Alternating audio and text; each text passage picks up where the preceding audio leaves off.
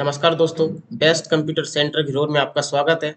आज हम आपके साथ अपनी सीरीज के तहत एमएस एक्सेल के टॉप 100 इम्पोर्टेंट एमसीक्यूज को डिस्कस करेंगे।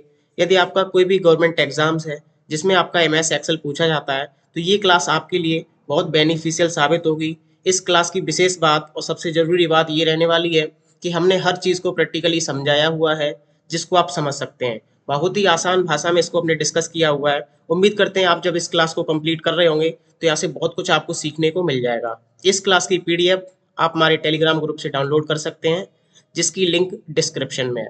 इससे पहले हमने आपके साथ नोटपैड के 50 क्वेश्चंस, एमएस पेंट के 50 क्वेश्चंस, वर्डपैड के 50 क्वेश्चंस, एमएस वर्ड जो कि होता है आपका माइक्रोसॉफ्ट वर्ड, उसके टॉप 100 क्वेश्चंस को डिस्कस किया है।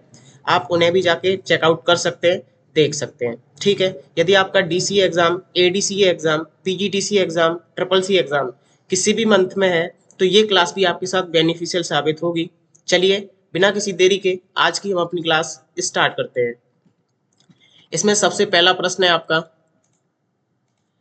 विच of the following is a spreadsheet software developed by Microsoft. Spreadsheet software way software होते हैं जो रो और कॉलम से मिलकर बने होते हैं। इस प्रकार से लेटी हुई आपकी होती हैं रोज और खड़े हुए आपको होते हैं कॉलम्स। ठीक है, तो स्प्रेडशीट सॉफ्टवेयर वे सॉफ्टवेयर होते हैं जो रोज और कॉलम के कॉम्बिनेशन से बनते हैं। तो बताइए ऐसा कौन सा स्प्रेडशीट सॉफ्टवेयर है इनमें से जो माइक्रोसॉफ्ट द्वारा निर्मित है, माइक्रोसॉफ्ट द्वारा निर्मित किया गया है। माइक्रोसॉफ्ट के फाउंडर हैं बिल गेट्स। कौन है? Bill Gates. ठीक है, Bill Gates. MS word, MS Excel, MS power point, MS access. चलिए इस सॉफ्टवेयर को देख लेते हैं, ये हमें इंटरफेस कुछ दिखता कैसे है और पहले बेसिक्स इसके बारे में कुछ जानकारी लेंगे, उसके बाद हम क्वेश्चंस को डिस्कस कर रहे होंगे। तो चलिए देखते हैं सबसे पहले हम एक्सेल को ओपन कैसे करते हैं। तो एक्सेल ओपन करने के लिए विंडो बटन के साथ आर बटन यूज करना पड़ेगा। यहाँ पर आपको टाइप करना पड़ेगा EXCEL, एक्सेल टाइप करेंगे।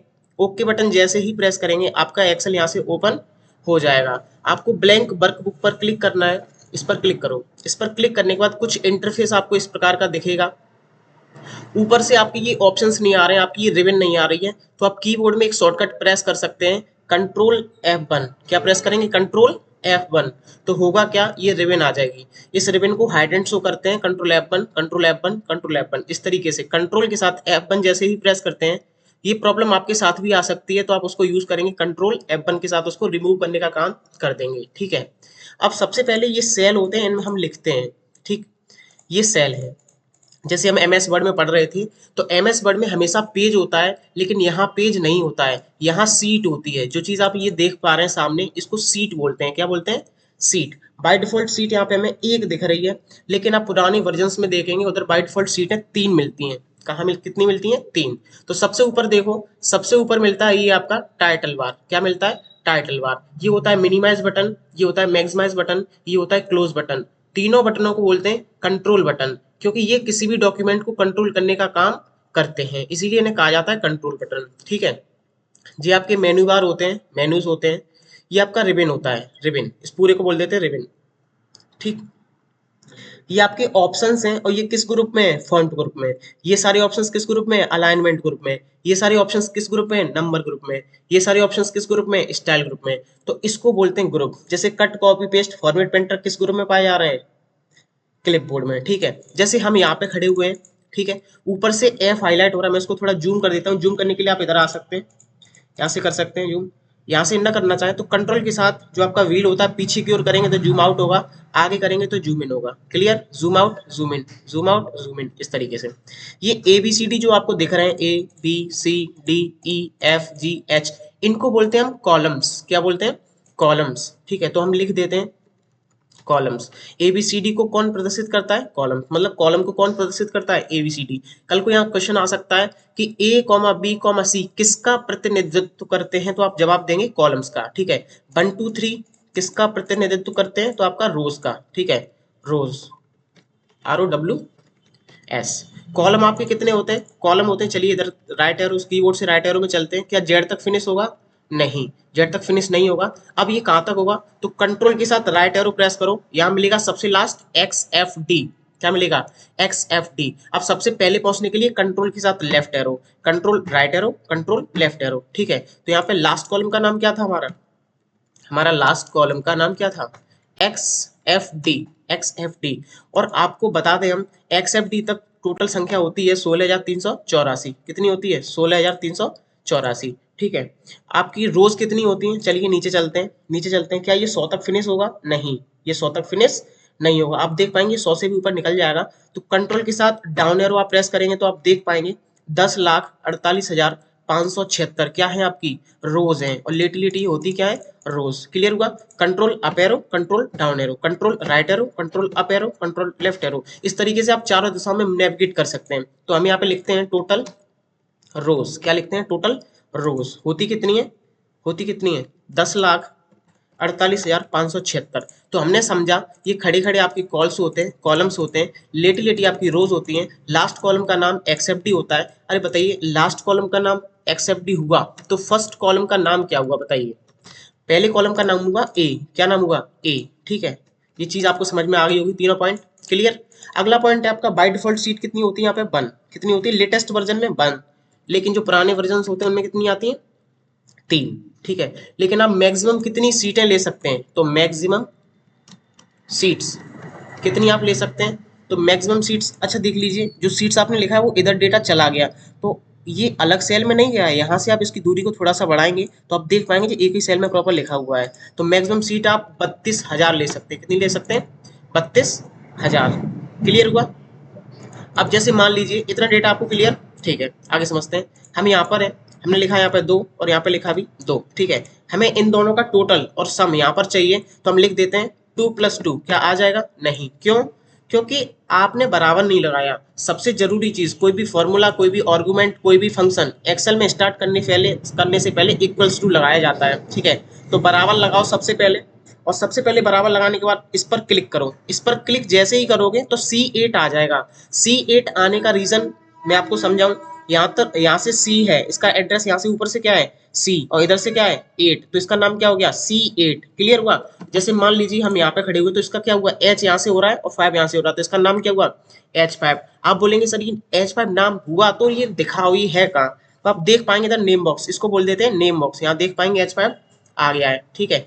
तो आपसे पूछा जाए कि फर्स्ट सेल नेम, पहली सेल का नाम क्या है, तो आप क्या जवाब देंगे, A1, यही तो है फर्स्ट सेल, तो इसका नाम क्या हुआ, A1। क्लियर हुआ। जब आपसे पूछ लिया गया फर्स्ट सेल तो चलो A1 है, तो अब बताओ लास्ट सेल का नाम क्या है, लास्ट सेल का नाम क्या है। तो आप आएंगे कंट्रोल के साथ राइट एरो, कंट्रोल के साथ डाउन एरो, यहाँ से तो XFD हाईलाइट होगा और यहाँ से 10,48,576 हाईलाइट होगा, ठीक है।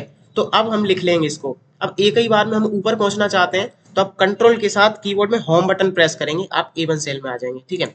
तो लास्ट सेल नेम आपका क्या हुआ, XFD 10,48,576। ये सारी चीजें, ये सारा डेटा मैं आपको इसलिए बता रहा हूँ क्योंकि आने वाले क्वेश्चंस में बहुत ज्यादा जरूरी है ये डेटा, ठीक है। और हम हर चीज को प्रैक्टिकल समझ रहे होंगे इस क्लास के सेशन में, और उम्मीद करते हैं आपको पूरी चीजें अच्छे से समझ में आएंगी। यदि आपको कोई डाउट रह जाता है तो आप कमेंट डाउन कर सकते हैं, उसको हम किसी पर्टिकुलर वीडियो के माध्यम से आपको समझाने का प्रयास करेंगे, ठीक है। अब समझते हैं, हमें इसको टोटल करना है तो बराबर लगाना है सबसे पहले। तो समझ लिया, कोई भी फॉर्मूला हो, कोई भी फंक्शन हो, बराबर बटन के साथ स्टार्ट होता है। बराबर ये वाली वैल्यू C8 प्लस ये वाली वैल्यू, ठीक है। इंटर बटन प्रेस करोगे तो आपका कितना रिजल्ट आ जाएगा, 4। अच्छा, इसको ऐसे ना निकालना चाहो कोई बात नहीं, इज इक्वल टू सम लिखो। फंक्शन होता है एक सम, इज इक्वल टू सम, ये सारे फंक्शंस होते हैं जो प्री डिफाइंड होते हैं, ठीक है। Is equal to sum, bracket start, यहाँ से यहाँ तक की रेंज पास करो। यहाँ से C8 से C9 क्यों आ रहा है, क्योंकि C8 ये वाला हुआ, C9 ये वाला हुआ, ठीक है। तो C8 से C9 इस तरीके से इसको रेंज बोलते हैं, सिलेक्ट करने को क्या बोलते हैं, रेंज लेना। ब्रैकेट क्लोज करेंगे फिर भी 2 और 2 कितना आएगा, 4। और एक्सेल की कमाल की बात ये है कि आप यहाँ 5 लिखेंगे ना तो 5 और 2 7 हो जाएगा इधर। क्लियर हुआ। तो चीजें डायनेमिकली लगती हैं, कैसी लगती हैं, डायनेमिकली। तो हमने समझा कि सबसे जरूरी चीज क्या होती है, बराबर लगाना। क्या लगाना, बराबर लगाना। चलिए अब टॉपिक की ओर चलते हैं। तो स्प्रेडशीट हमने समझ लिया, कुछ डेटा हमने समझ लिया। अब हम पहला प्रश्न सॉल्व करने जा रहे हैं और धीरे धीरे चीजों को समझ रहे होंगे, ठीक है। चलो, तो निम्न में से कौन सा माइक्रोसॉफ्ट द्वारा विकसित सॉफ्टवेयर है, तो वो आपका कौन सा हो गया, MS एक्सेल। जो आपका स्प्रेडशीट सॉफ्टवेयर है वो कौन सा है, MS एक्सेल। ये किसने बनाया है, माइक्रोसॉफ्ट कंपनी ने। किसने बनाया है, माइक्रोसॉफ्ट कंपनी ने, जिसके फाउंडर है बिल गेट्स। उम्मीद करते हैं आपको ये चीज आप समझ में प्रॉपर अच्छे से आ गई होगी। अगला प्रश्न है आपका question number 2, what is the default name of new workbook created in MS Excel.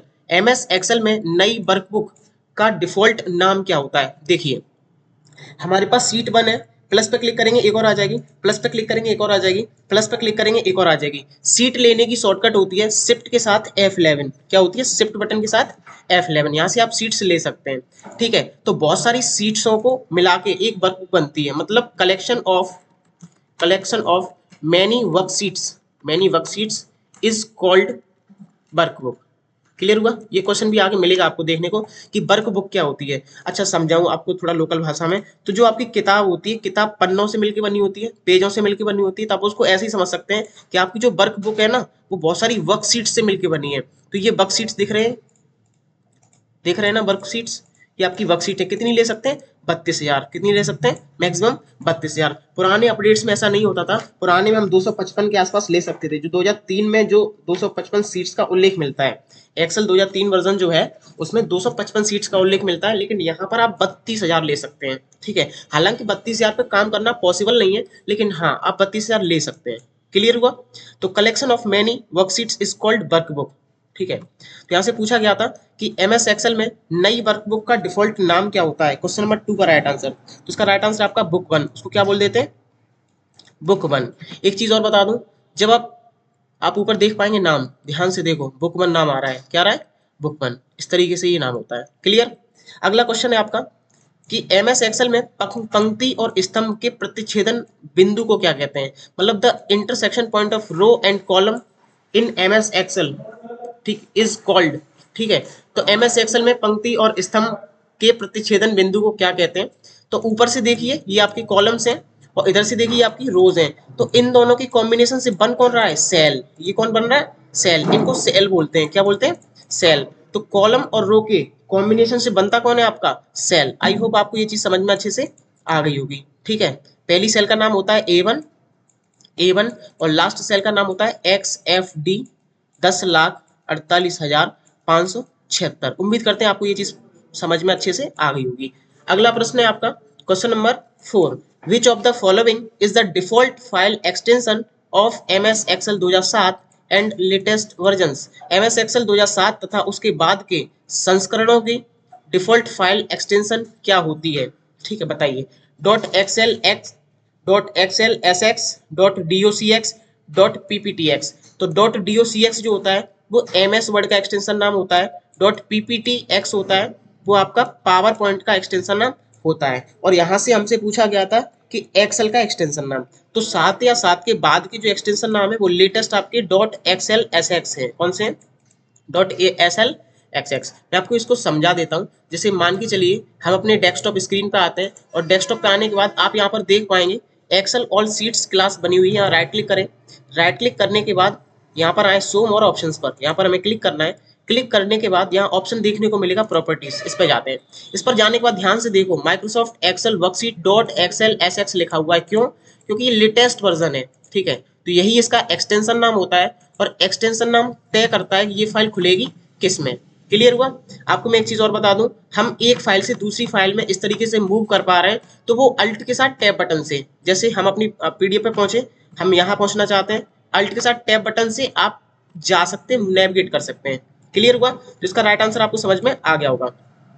अगला प्रश्न है आपका, एमएस एक्सेल में किसी सूत्र को प्रारंभ करने के लिए कौन सा चिन्ह लगाया जाता है। @ बटन, बराबर बटन, ठीक है, हैश बटन और एम्परसेंड बटन। बताइए। तो आपको समझ में इसका राइट आंसर आ गया होगा कि सबसे जरूरी चीज क्या है? बराबर लगाना, चाहे तो फंक्शन हो चाहे वो फॉर्मूला हो। अगला प्रश्न क्वेश्चन नंबर 6, किस फंक्शन का उपयोग चयनित सेल की कुल राशि निकालने के लिए किया जाता है। मैं आपको बता दूं जो फंक्शंस होते हैं वो आपके प्री डिफाइंड होते हैं और हर गवर्नमेंट एग्जाम में, हर कंप्यूटर की लिटरेसी एग्जाम्स में ये फंक्शन बहुत ज्यादा पूछे जाते हैं और स्टूडेंट्स इसी में आके फंस जाते हैं। ठीक है, तो फंक्शन आज हम आपको प्रॉपर अच्छे से समझा रहे होंगे और पूरी चीजें अच्छे से आपको प्रॉपर समझ में आएंगी अच्छे से वे में। ठीक है, किस फंक्शन का उपयोग चयनित सेल की कुल राशि निकालने के लिए किया जाता है। अंग्रेजी पढ़ लेते हैं। Which function is used to calculate the total of a selected range of sales. ठीक है, चलो समझते हैं। जैसे मान लीजिए एक्सेल पर चलते हैं, एक्सेल पर जाने के बाद इधर आते हैं, यहाँ पर लिखते हैं हम 12, 20, 10, 5, 6, 10। ठीक है, यहाँ मुझे इनका क्या चाहिए, टोटल चाहिए, इन सबका क्या चाहिए, सम। तो सम करने के बहुत सारे तरीके हैं। सबसे पहले क्या लगाओ, बराबर, अदरवाइज फॉर्मूला काम ही नहीं करेगा। बराबर ये वाली वैल्यू प्लस ये वाली वैल्यू, कीबोर्ड में प्लस बटन प्रेस करो, ये वाली वैल्यू प्लस। हम इस तरीके से भी इसको जोड़ सकते हैं, और ये एक बहुत लॉन्गी मेथड होता है, लेंथी मेथड होता है, हम इसका इस्तेमाल नहीं करेंगे। ठीक है, इंटर दबाएंगे तो आप देख पाएंगे इसका आंसर कितना आ गया, 63। कितना आ गया, 63। लेकिन हम इस तरीके से इसको नहीं जोड़ रहे होंगे, तो मैं इसको डिलीट कर देता हूँ। ठीक है, is equal to sum, is equal to sum, ये आपका फंक्शन होता है, सम जोड़ने के लिए फंक्शन होता है सम।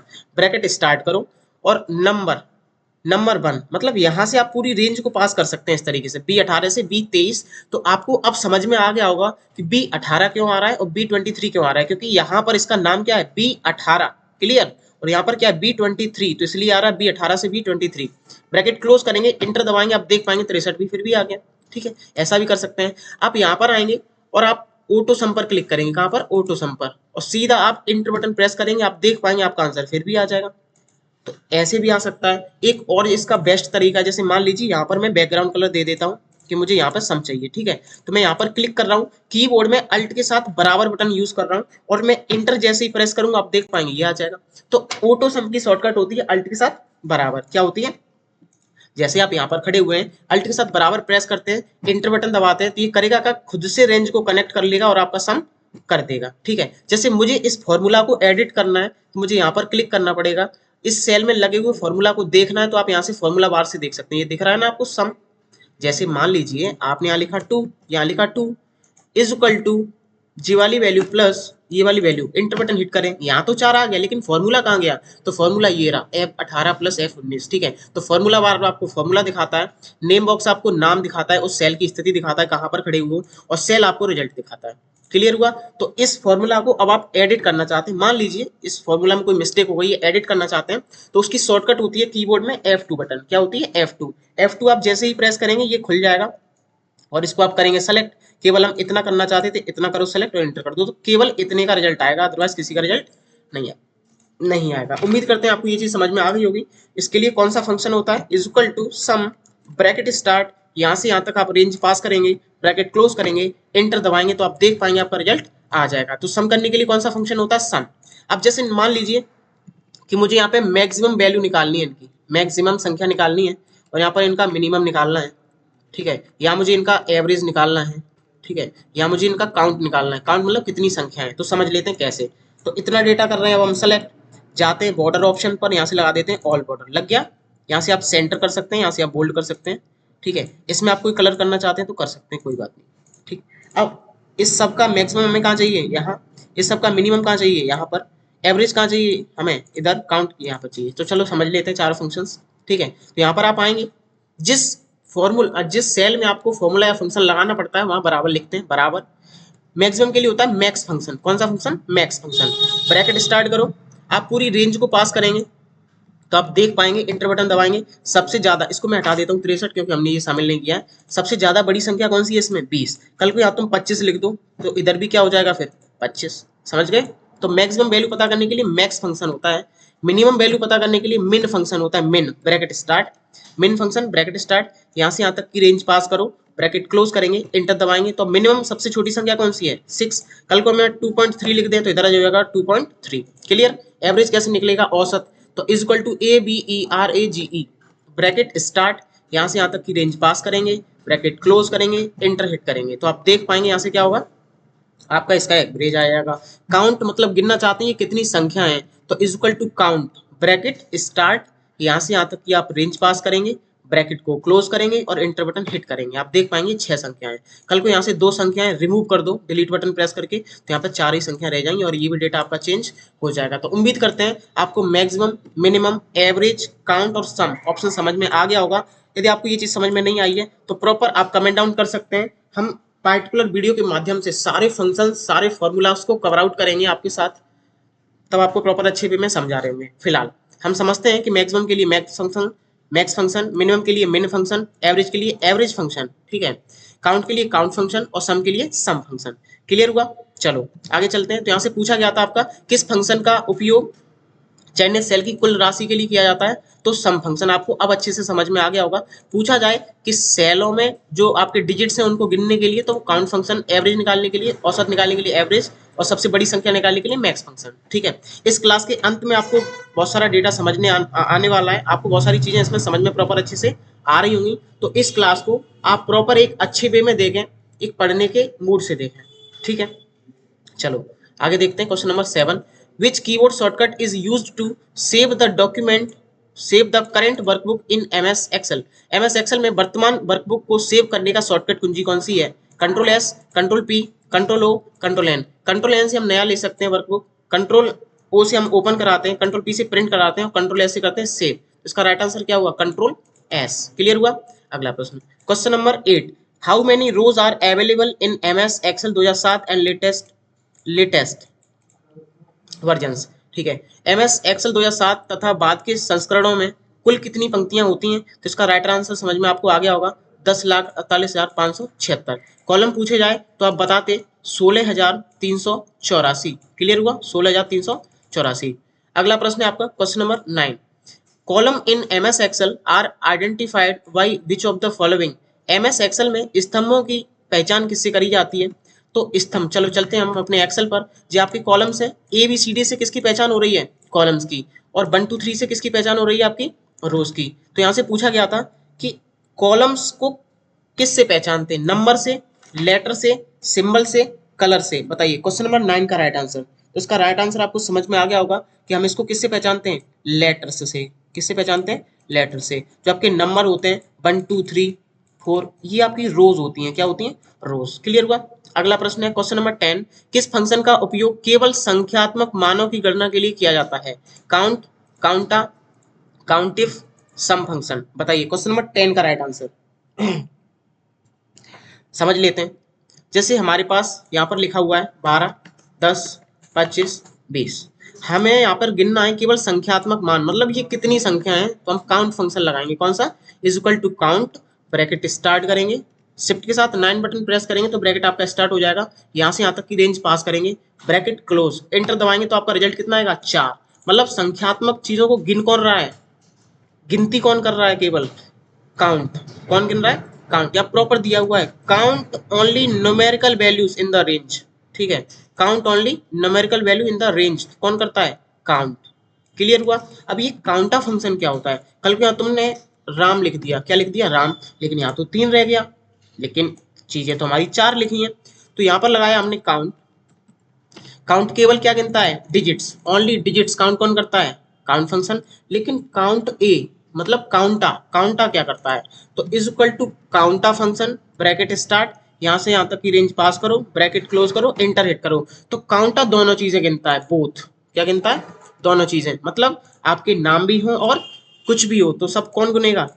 काउंटा। लेकिन काउंट केवल क्या गिनेगा? Only digits. ओनली डिजिट्स कौन गिनता है? Count. Only digits. I hope आपको ये चीजें समझ में अच्छे से आ रही होंगी। ठीक है, तो इसका राइट आंसर अब आपको समझ में आ गया होगा। पूछा जाता है यहाँ से कि आपके टेक्स्ट वगैरह कौन गिनता है, तो आप जवाब देते काउंटा फंक्शन। कौन? काउंटा फंक्शन। ठीक है, फंक्शन पर प्रॉपर आप कमेंट डाउन करेंगे तो हम एक पार्टिकुलर वीडियो बनाएंगे और आपको प्रॉपर चीजें समझा रहे होंगे। फंक्शन बहुत ज्यादा जरूरी होते हैं किसी भी काम को फास्ट करने के लिए। एमएस एक्सेल में ऑटो सम लागू करने की शॉर्टकट कुंजी कौन सी है? अल्ट के साथ बराबर, कंट्रोल बराबर, शिफ्ट बराबर, F2। इसका राइट आंसर आपको समझ में आ गया होगा। अल्ट के साथ यदि हम बराबर प्रेस करेंगे तो आपका ऑटो सम चालू हो जाता है, लग जाता है, अपने आप उसको सम कर सकता है। अगला प्रश्न है आपका क्वेश्चन नंबर 12, कॉलम ए और पंक्ति 5। चलो इधर आते हैं। कॉलम ए, ये कॉलम ए है और पंक्ति कौन सी है? 5, मतलब ये वाला। तो A5 नाम हो गया, इसका नाम क्या हो गया? A5। आपका नेम बॉक्स में प्रॉपर देखेंगे, देखने को मिल जाएगा A5। अच्छा 5A नहीं रख सकते, क्यों? क्योंकि हम कॉलम को पहले वरीयता देते हैं। कॉलम हमेशा हमारा पहले लिखा जाता है। क्लियर? तो उसका नाम क्या हो गया? कॉलम ए और पंक्ति 5 पर स्थित सेल का पता क्या होगा? तो इसका राइट आंसर क्या हुआ? A5। क्या होगा? A5। ठीक है, अगला प्रश्न है आपका क्वेश्चन नंबर 13, चयनित सेल का औसत निकालने के लिए कौन सा फंक्शन उपयोग होता है? Sum function, count function, average function, max function. तो इसका राइट आंसर आपको समझ में आ गया होगा, average is the right answer. I hope आपको ये चीजें पसंद आ रही होंगी, हमारा कंटेंट वैल्यूएबल लग रहा होगा, आपको लग रहा होगा, आप इन चीजों की बेहतर तैयारी कर सकते हैं। अगला प्रश्न है आपका question number 14, which key is used to edit the contents of an active cell. ये चीज मैंने आपको बता दी है। जैसे हम यहाँ पर खड़े हुए हैं, इसको हम एडिट करना चाहते हैं। जैसे मान लीजिए हम यहाँ पर खड़े हुए हैं, इसको एडिट करना चाहते हैं फॉर्मूला को, तो कीबोर्ड में आप F2 बटन प्रेस करेंगे तो आपका ये एडिट मोड खुल जाएगा। ठीक है, तो इसका राइट आंसर कौन सा होगा? F2। हेल्प के लिए आप F1 यूज करते हैं और स्पेलिंग चेक एंड ग्रामर के लिए आप यूज करते हैं F7। ठीक है, अगला प्रश्न है आपका क्वेश्चन नंबर 15, MS एक्सेल में चयनित सेल के समूह को क्या कहते हैं? MS एक्सेल में चयनित समूह के सेल को क्या कहते हैं? जैसे हमने यहाँ से लेके यहाँ तक रेंज पास किया, यहाँ से यहाँ तक क्या पास किया? रेंज। इसका नाम क्या हुआ? C34 से लेके D39, C34 से लेके D39। चलो एक काम करते हैं, यहाँ पर लिख देते हैं C34 और आपका कॉलन D40 लिख देते हैं। चलो D40 इंटर दबाते हैं तो आप देख पाएंगे C34 से क्या सिलेक्ट हो गया? C34 से लेके D40 तक सिलेक्ट हो गया। तो हम यहाँ पर लिख के भी सिलेक्ट प्रॉपर करा सकते हैं। ठीक है, तो आपको समझ में आ गया, उसको रेंज बोलते हैं। क्या बोल देते हैं इसको? रेंज। तो range is the right answer.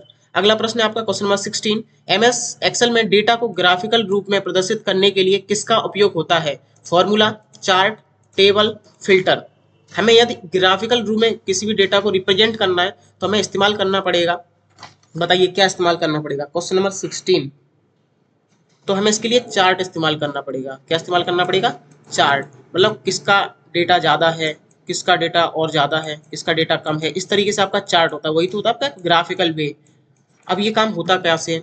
जैसे आपके पास कोई भी डेटा है, जैसे मैंने यहाँ लिखा सुमित। चलिए इधर आते हैं, सुमित लिखा, अमित लिखा, श्री लिखा। यहाँ पे आपके नेम लिख गए ना, यहाँ पे लिखते हैं इनके नंबर। 32 नंबर इसके हैं, 25 इसके हैं और 36 इसके हैं। इस पूरे डेटा को करते हैं सेलेक्ट, इंसर्ट में जाते हैं, इंसर्ट टैब में जाते हैं। यहाँ पे आपको चार्ट देखने को मिल जाएंगे। ये देखो 2D चार्ट, 3D चार्ट। मान लो इस पर हम क्लिक कर देते हैं। देखो अब यही इसी को बोल देते हैं ग्राफिकल वे में डेटा को रिप्रेजेंट करना। तो उम्मीद करते हैं आपको ये चीज़ समझ में अच्छे से प्रॉपर आ गई होगी। तो किसी भी डेटा को हमें ग्राफिकल रूप में रिप्रेजेंट करना है तो हमें चार्ट का उपयोग करना पड़ेगा। ठीक है, क्वेश्चन नंबर 70, चयनित डेटा को कॉपी करने की शॉर्टकट कुंजी क्या है? Control B, control C, control X, control A. तो इसका राइट आंसर आपका हुआ कॉपी करने के लिए कंट्रोल सी। क्या हुआ? Control C is the right answer. अगला प्रश्न है आपका क्वेश्चन नंबर 18, कॉपी किए गए डेटा को पेस्ट करने की शॉर्टकट कुंजी क्या होती है? Control P, control we, control S, control x. बताइए। तो हमें यदि डेटा पेस्ट करना है तो कंट्रोल के साथ बी इस्तेमाल करेंगे। Control B is the right answer. अगला प्रश्न है आपका, किस फंक्शन द्वारा किसी रेंज का अधिकतम मान प्राप्त होता है? मतलब highest value of the range, maximum संख्या हमें पता करनी है तो हमें किस फंक्शन का इस्तेमाल करना पड़ेगा? मिन function, max function, sum function, count function. तो इसका राइट आंसर आपको समझ में आ गया होगा, मैक्स फंक्शन। क्लियर हुआ?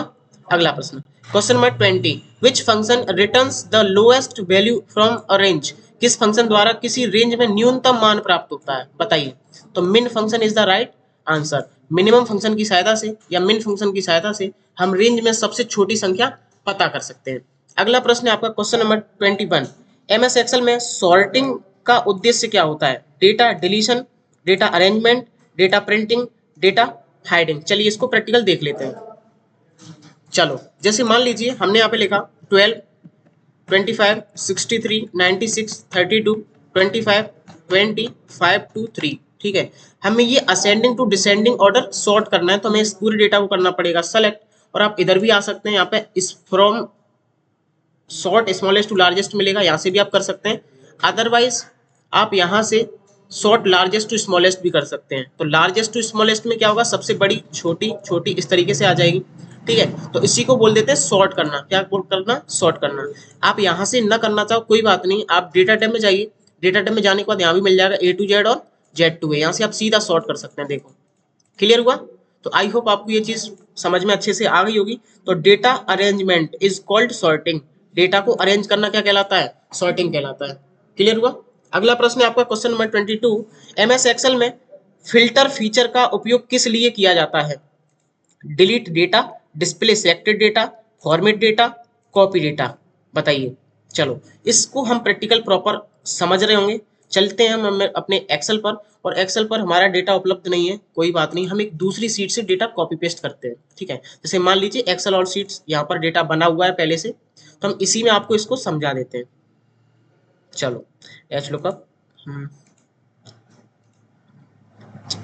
चलिए इसी में समझ लीजिए, जैसे यहाँ से हम करते हैं कॉपी, कंट्रोल सी से कॉपी और अपनी डेटा पर आ जाते हैं, यहाँ पर कर देते हैं यहाँ पे पेस्ट। तो मान लीजिए हमने इतनी जल्दी डेटा को लिख लिया, फिलहाल तो कॉपी पेस्ट किया है, ठीक है। बिना कॉपी पेस्ट के एक्सेल चलाना बहुत ही ज़्यादा प्रॉब्लम्स क्रिएट कर सकता है, बिना कॉपी पेस्ट के शायद ही कोई चीज़ चलती होगी टैग में, ठीक है।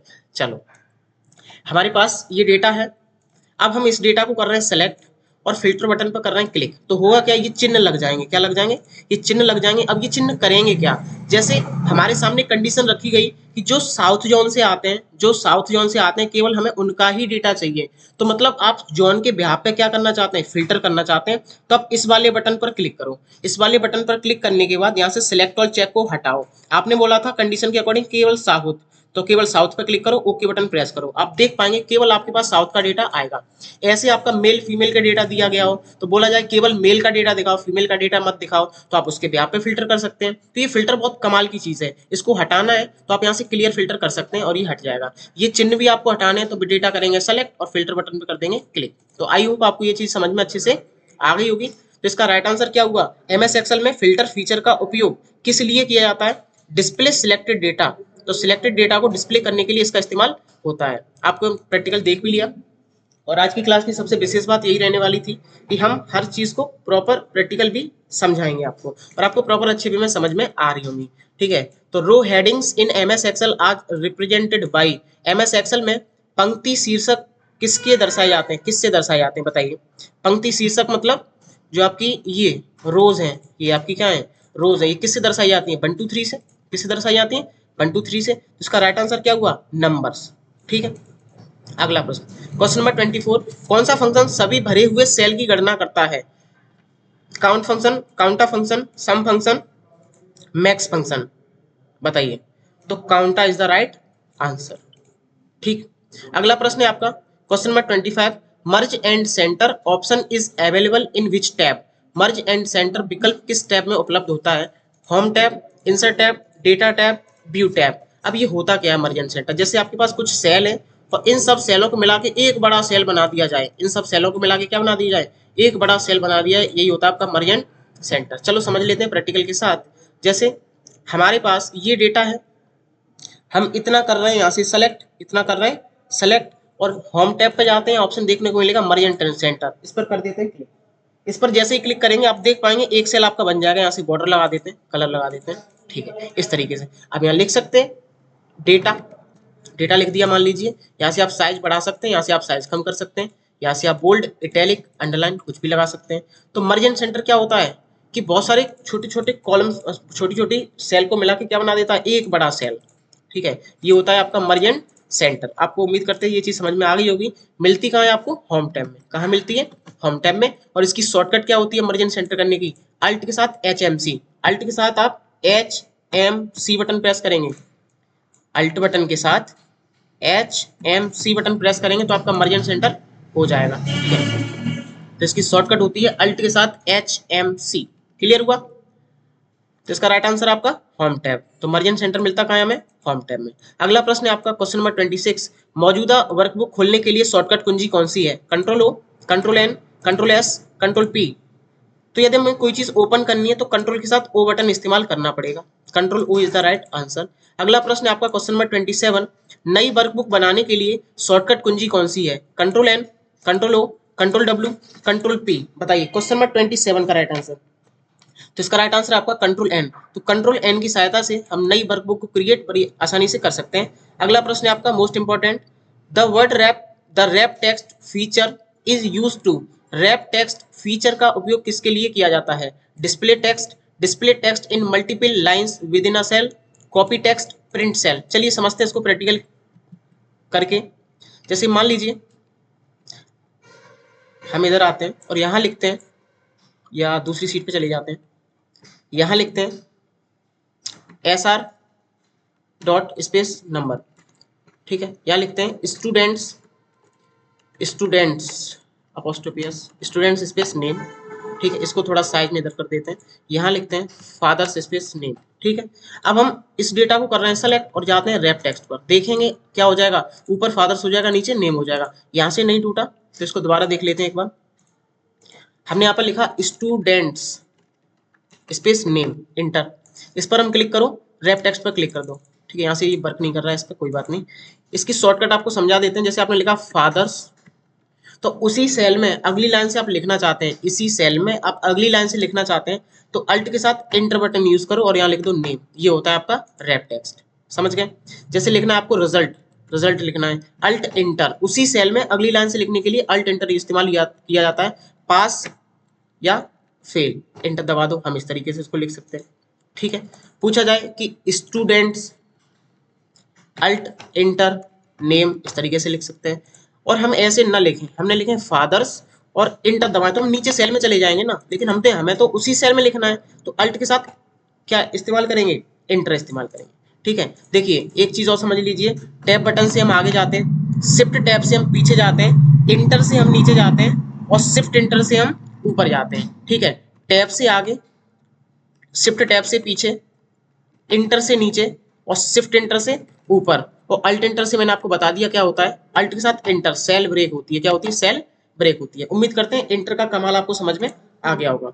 चलो, तो display text in multiple lines within a cell, एक ही सेल में अलग अलग लाइनों में क्या कर दिया, टेक्स्ट को डिस्प्ले कर देता है। इसकी शॉर्टकट क्या होती है, अल्ट के साथ, अल्ट बटन के साथ इंटर बटन।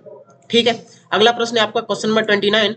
एमएस एक्सेल किस सॉफ्टवेयर पैकेज का भाग है? Windows, MS office, Linux, tally.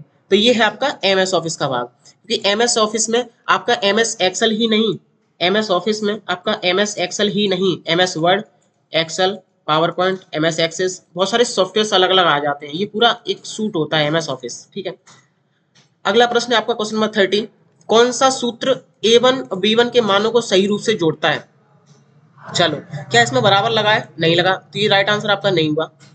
क्या इसमें बराबर लगा है? और ऐड जैसा कोई फंक्शन होता नहीं है, तो ये भी आपका राइट आंसर नहीं हुआ। अब इन दोनों को देख लेते हैं, क्या इसमें बराबर है? नहीं, तो आपका राइट आंसर कौन सा हो गया? Is equal to A1 plus B1। आप इसको ऐसे भी जोड़ सकते थे, is equal to sum bracket start A1 comma B1, ऐसे भी जोड़ सकते थे, is equal to sum bracket start A1 से लेके B1, ऐसे भी आप जोड़ सकते थे। ये सारे तीनों तरीके होते हैं, आप इनको जोड़ सकते हैं। अगला प्रश्न है आपका क्वेश्चन नंबर 31। आप सीधा समझिए कि बिना बराबर के कोई भी चीज स्टार्ट नहीं होगी, और बहुत महत्वपूर्ण प्रश्न है ये। अगला प्रश्न है आपका क्वेश्चन नंबर 31। एक्सेल में स्थिर एब्सोल्यूट सेल संदर्भ का उदाहरण कौन सा है? मतलब जब हम इस सेल को स्थिर कर देते हैं, फ्रीज कर देते हैं, लॉक कर देते हैं, तो कुछ सेल हमें इस प्रकार से दिखाई देता है। ठीक है, इस तरीके से। और लॉक करते किस कौन से बटन से? F4 से।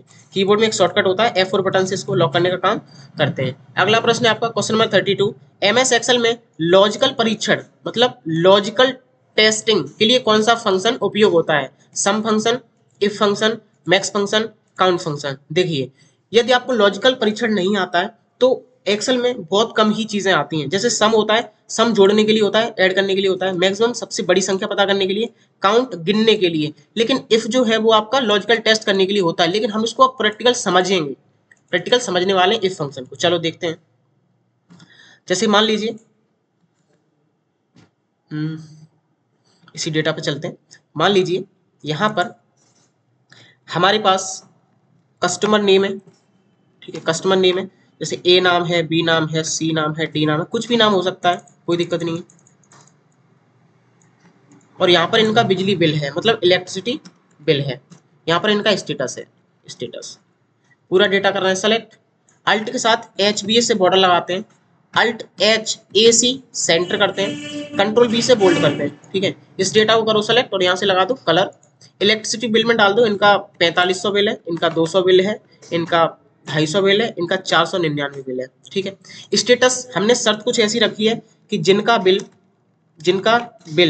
500 या 500 से ऊपर है, उन्हें उनके सामने क्या आना चाहिए? उनके सामने बिल पेंडिंग आना चाहिए। क्या आना चाहिए? बिल पेंडिंग आना चाहिए। क्लियर? अदरवाइज जो 500 से कम है वो फ्री हैं, उनके सामने क्या आना चाहिए? फ्री आना चाहिए। तो इसी कंडीशन के अकॉर्डिंग जब आप कोई डेटा देते हैं तो ये होता है आपका लॉजिकल टेस्ट। चलो इसको देखते हैं करेंगे कैसे। तो इज इक्वल टू इफ, इसके लिए फंक्शन कौन सा इस्तेमाल होता है? If bracket start. ठीक है, लॉजिकल टेस्ट इफ यो जी वाली वैल्यू है ना, हमें नहीं पता यहाँ 4500 लिखा हुआ है, डजेंट मैटर कितना भी हो सकता है, लेकिन हमें केवल इतना समझना है कि जो ये वाली वैल्यू है वो ज्यादा हो बराबर हो, greater than is equals to, मतलब या तो वैल्यू ये वाली जो है वो या तो ज्यादा हो या बराबर हो कितने से, 500 से, कितने से, 500 से। तो क्या करना है, तो कॉमा लगाओ, फिर डबल कोड लगाओ। तो जो चीज आप प्रिंट कराते हैं वो आपको डबल कोड के अंदर लिखी जाती है, तो डबल कोड लगाओ। तो यदि 500 से ज्यादा है या 500 के बराबर है तो क्या आना चाहिए, ध्यान से देखो कंडीशन में, बिल पेंडिंग। तो डबल कोड में क्या लिख दो, bill pending, bill pending, double code close. Otherwise comma लगाओ, अदरवाइज फ्री आना चाहिए, तो कॉमा लगा के डबल कोड में फिर क्या लिख दो, फ्री। यदि इस कंडीशन में नहीं आता है तो उसके सामने क्या आना चाहिए, फ्री। ब्रैकेट क्लोज कर दो। ब्रैकेट क्लोज क्यों, क्योंकि आपने यहाँ पे स्टार्ट किया था। एंटर दबाओ तो क्या आ गया, पहला बिल पेंडिंग। यहाँ डबल क्लिक करोगे तो देख पाएंगे ये दो तीनों फ्री हो जाएंगे। क्यों, क्योंकि 500 से कम है। कल क्या तुम 500 लिखो पूरे तो ये बिल पेंडिंग चला जाएगा। क्यों, क्योंकि हमारी कंडीशन क्या थी, जिनका बिल 500 या 500 से ऊपर है उनके सामने बिल पेंडिंग आना चाहिए। तो मतलब 500 है या 500 से ऊपर कितना भी हो सकता है तो बिल पेंडिंग ही आएगा, अदरवाइज फ्री आएगा। कल को तुम यहाँ लिख दो, देखो 499 फ्री है कि नहीं, 499.9 लिख दो, ये भी फ्री रहेगा। लेकिन जैसे ही आपने 501 कर दिया ये चला गया बिल पेंडिंग में। समझ पा रहे हैं, इसको दोबारा से देख लेते हैं एक बार। Equal to if bracket start logical test, जो ये वाली वैल्यू है वो या तो ज्यादा हो या बराबर हो कितने से, 500 से, कॉमा। तो क्या आना चाहिए, तो मान लीजिए पेंडिंग लिख के आना चाहिए। क्या लिख के आना चाहिए, pending, double code close. Otherwise क्या आना चाहिए, कॉमा लगाओ, डबल कोड, अदरवाइज आना चाहिए फ्री। क्या आना चाहिए, free, double code close, bracket close, enter. तो पहला पेंडिंग आ गया। तो यही होता है आपका लॉजिकल टेस्ट। क्या होता है, लॉजिकल टेस्ट। आई होप आपको ये चीज समझ में आ गई होगी। यदि अभी भी ये चीज आपको समझ में नहीं आई है, आप क्लास को थोड़ा सा पीछे कर सकते हैं और इस फंक्शन को समझ सकते हैं। तो यही होता है आपका लॉजिकल परीक्षण, जिनको हम इस्तेमाल कर सकते हैं। अगला प्रश्न है आपका question number 33, which tab is use to insert charts in MS Excel. MS Excel में चार्ट जोड़ने के लिए कौन सा टैब है, home tab, insert tab, data tab, review tab. तो इसका राइट आंसर आपको समझ में आ गया होगा। इंसर्ट टैब पर जाके हम चार्ट को जोड़ सकते हैं और चार्ट से हम ग्राफिकल रिप्रेजेंट करते हैं किसी भी डेटा को। ठीक है, अगला प्रश्न है आपका क्वेश्चन नंबर 34, पूरी सीट को चयनित करने की शॉर्टकट कुंजी क्या है। चलो समझते हैं, कंट्रोल ए, कंट्रोल एस, कंट्रोल जे, कंट्रोल जेड, कंट्रोल पी। चलो डेटा पे आ जाते हैं और हम यहाँ पर क्लिक कर रहे हैं, कंट्रोल ए कर रहे हैं तो हो क्या रहा है, पूरी सीट हमारी सेलेक्ट हो रही है। आप इस तरीके से कंट्रोल ए से भी सीट को सेलेक्ट कर सकते हैं, control shift space button press करके भी सीट को सेलेक्ट कर सकते हैं। क्लियर हुआ, तो control A is the right answer. और कंट्रोल ए नहीं होता तो कंट्रोल के साथ शिफ्ट यूज करते और शिफ्ट के साथ हम स्पेस बटन इस्तेमाल करते। क्लियर हुआ। क्वेश्चन नंबर 35, कौन सा फीचर डेटा को आरोही अवरोही क्रम में व्यवस्थित करता है। तो इसका राइट आंसर आपको समझ में आ गया होगा, सॉर्ट। डेटा में भी मिल जाता है और होम टैब में भी देखने को मिल जाता है और ये चीज मैंने आपको प्रैक्टिकल अभी दिखाया हुआ है। अगला प्रश्न है आपका क्वेश्चन नंबर 36, शर्तों के आधार पर विशेष डेटा प्रदर्शित करने के लिए कौन सा विकल्प उपयोग होता है। Which option is use to display only specific data based on conditions. मतलब कंडीशंस हम किससे लगा रहे थे, फिल्टर से। किससे लगा रहे थे कंडीशन, कि भाई केवल साउथ का डेटा चाहिए, केवल मेल का डेटा चाहिए। तो ये आपकी क्या थी, एक प्रकार की कंडीशन थी। तो हम फिल्टर चीज इस्तेमाल करते हैं, फिल्टर जो फीचर होता है उसका इस्तेमाल करते हैं शर्तों के आधार पर डेटा को प्रदर्शित करने के लिए। क्लियर हुआ। अगला प्रश्न है आपका क्वेश्चन नंबर 37, अंतिम क्रिया को वापस लेने के लिए कौन सी कुंजी उपयोग होता है। Which key combination is use to undo the last action MS Excel. तो control Z is the right answer. होता क्या है कंट्रोल जेड, जैसे हमने आप कुछ भी लिखा, हमने इसको डिलीट कर दिया, हम वापस कंट्रोल जेड कर देते हैं तो एक स्टेप पीछे आ जाएंगे, हमारी गलती माफ हो जाएगी। तो एक स्टेप पीछे आने के लिए अनडू और एक स्टेप आगे जाने के लिए रेडू। क्लियर हुआ। वापस ली गई क्रिया को पुनः करने के लिए कंट्रोल बाई रीडू। ठीक है, तो एक स्टेप पीछे आने के लिए अनडू और एक स्टेप आगे जाने के लिए रीडू। कंट्रोल बाई शॉर्टकट होती है रीडू की और कंट्रोल जेड शॉर्टकट होती है अनडू की। अनडू की फुल फॉर्म होती है अनडूइंग। क्या होती है, अनडूइंग। और रीडू की फुल फॉर्म होती है रीडूइंग। आई होप ये चीज आपको समझ में अच्छे से आ रही होगी। अगला प्रश्न है आपका क्वेश्चन नंबर 39, MS एक्सेल में पेज सेटअप विकल्प किस टैब में होता है। चलो इसको समझते हैं।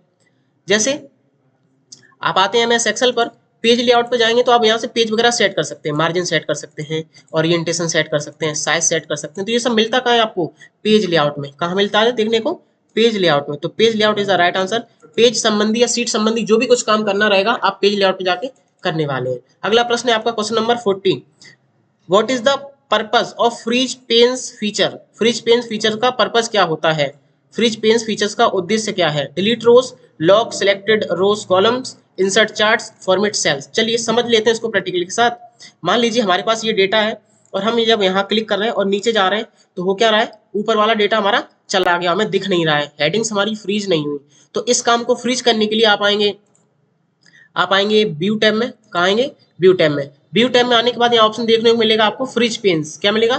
Freeze panes. इस पर आपको क्लिक करना है और यहाँ से कर देना है आपको फ्रीज टॉप रो। और ऐसा नहीं करना है तो आप इतना डेटा करेंगे सेलेक्ट, इतना डेटा करेंगे, यहाँ से इतना डेटा करेंगे सेलेक्ट और जाएंगे फ्रीज पेन्स में, यहाँ से कर देंगे फ्रीज पेन्स, फ्रीज पेन्स। तो आप देख पाएंगे। अब आप नीचे की साइड चलेंगे क्लिक करके, यहाँ पे अप्लाई नहीं हुआ, कोई बात नहीं, मैं एक काम करता हूँ, यहाँ से कंट्रोल सी करते हैं, डेटा को कॉपी करते हैं और जहां हम डेटा क्रिएट कर रहे थे अपना उधर ले चलते हैं, कंट्रोल बी। ठीक है, चलो अब समझते हैं इस डेटा पर। जैसे मान लीजिए हम नीचे जा रहे हैं तो हो क्या रहा है, ऊपर वाला हेडिंग्स हमें रिमूव हो रहा है, गायब हो रहा है, लेकिन ऐसा ना हो, ऐसा ना हो उसके लिए हम व्यू टैब पे जाएंगे और फ्रीज पेन्स पर क्लिक करेंगे, यहाँ से कर देंगे फ्रीज टॉप रो। क्या कर देंगे? Freeze top row. इस पर क्लिक करेंगे, आप ध्यान से देखेंगे ये डार्क लाइन आ चुकी है।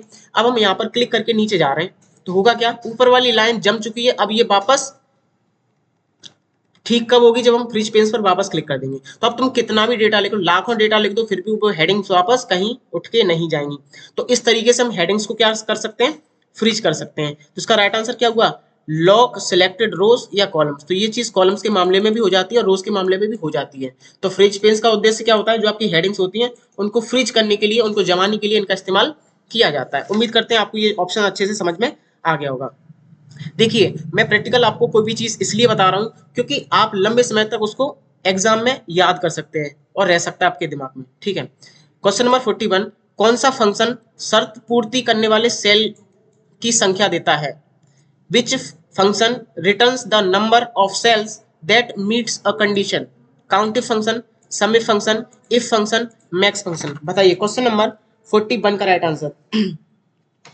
इसका राइट आंसर आपका काउंटिव। क्या है? काउंटिव। चलो इसको समझ लेते हैं, चलिए इसको समझ लेते हैं। जैसे मान लीजिए हम एक्सेल पे आते हैं और एक्सेल पर आने के बाद, एक्सेल पर आने के बाद हम यहाँ से लिखते हैं online cash, online cash cash cash cash.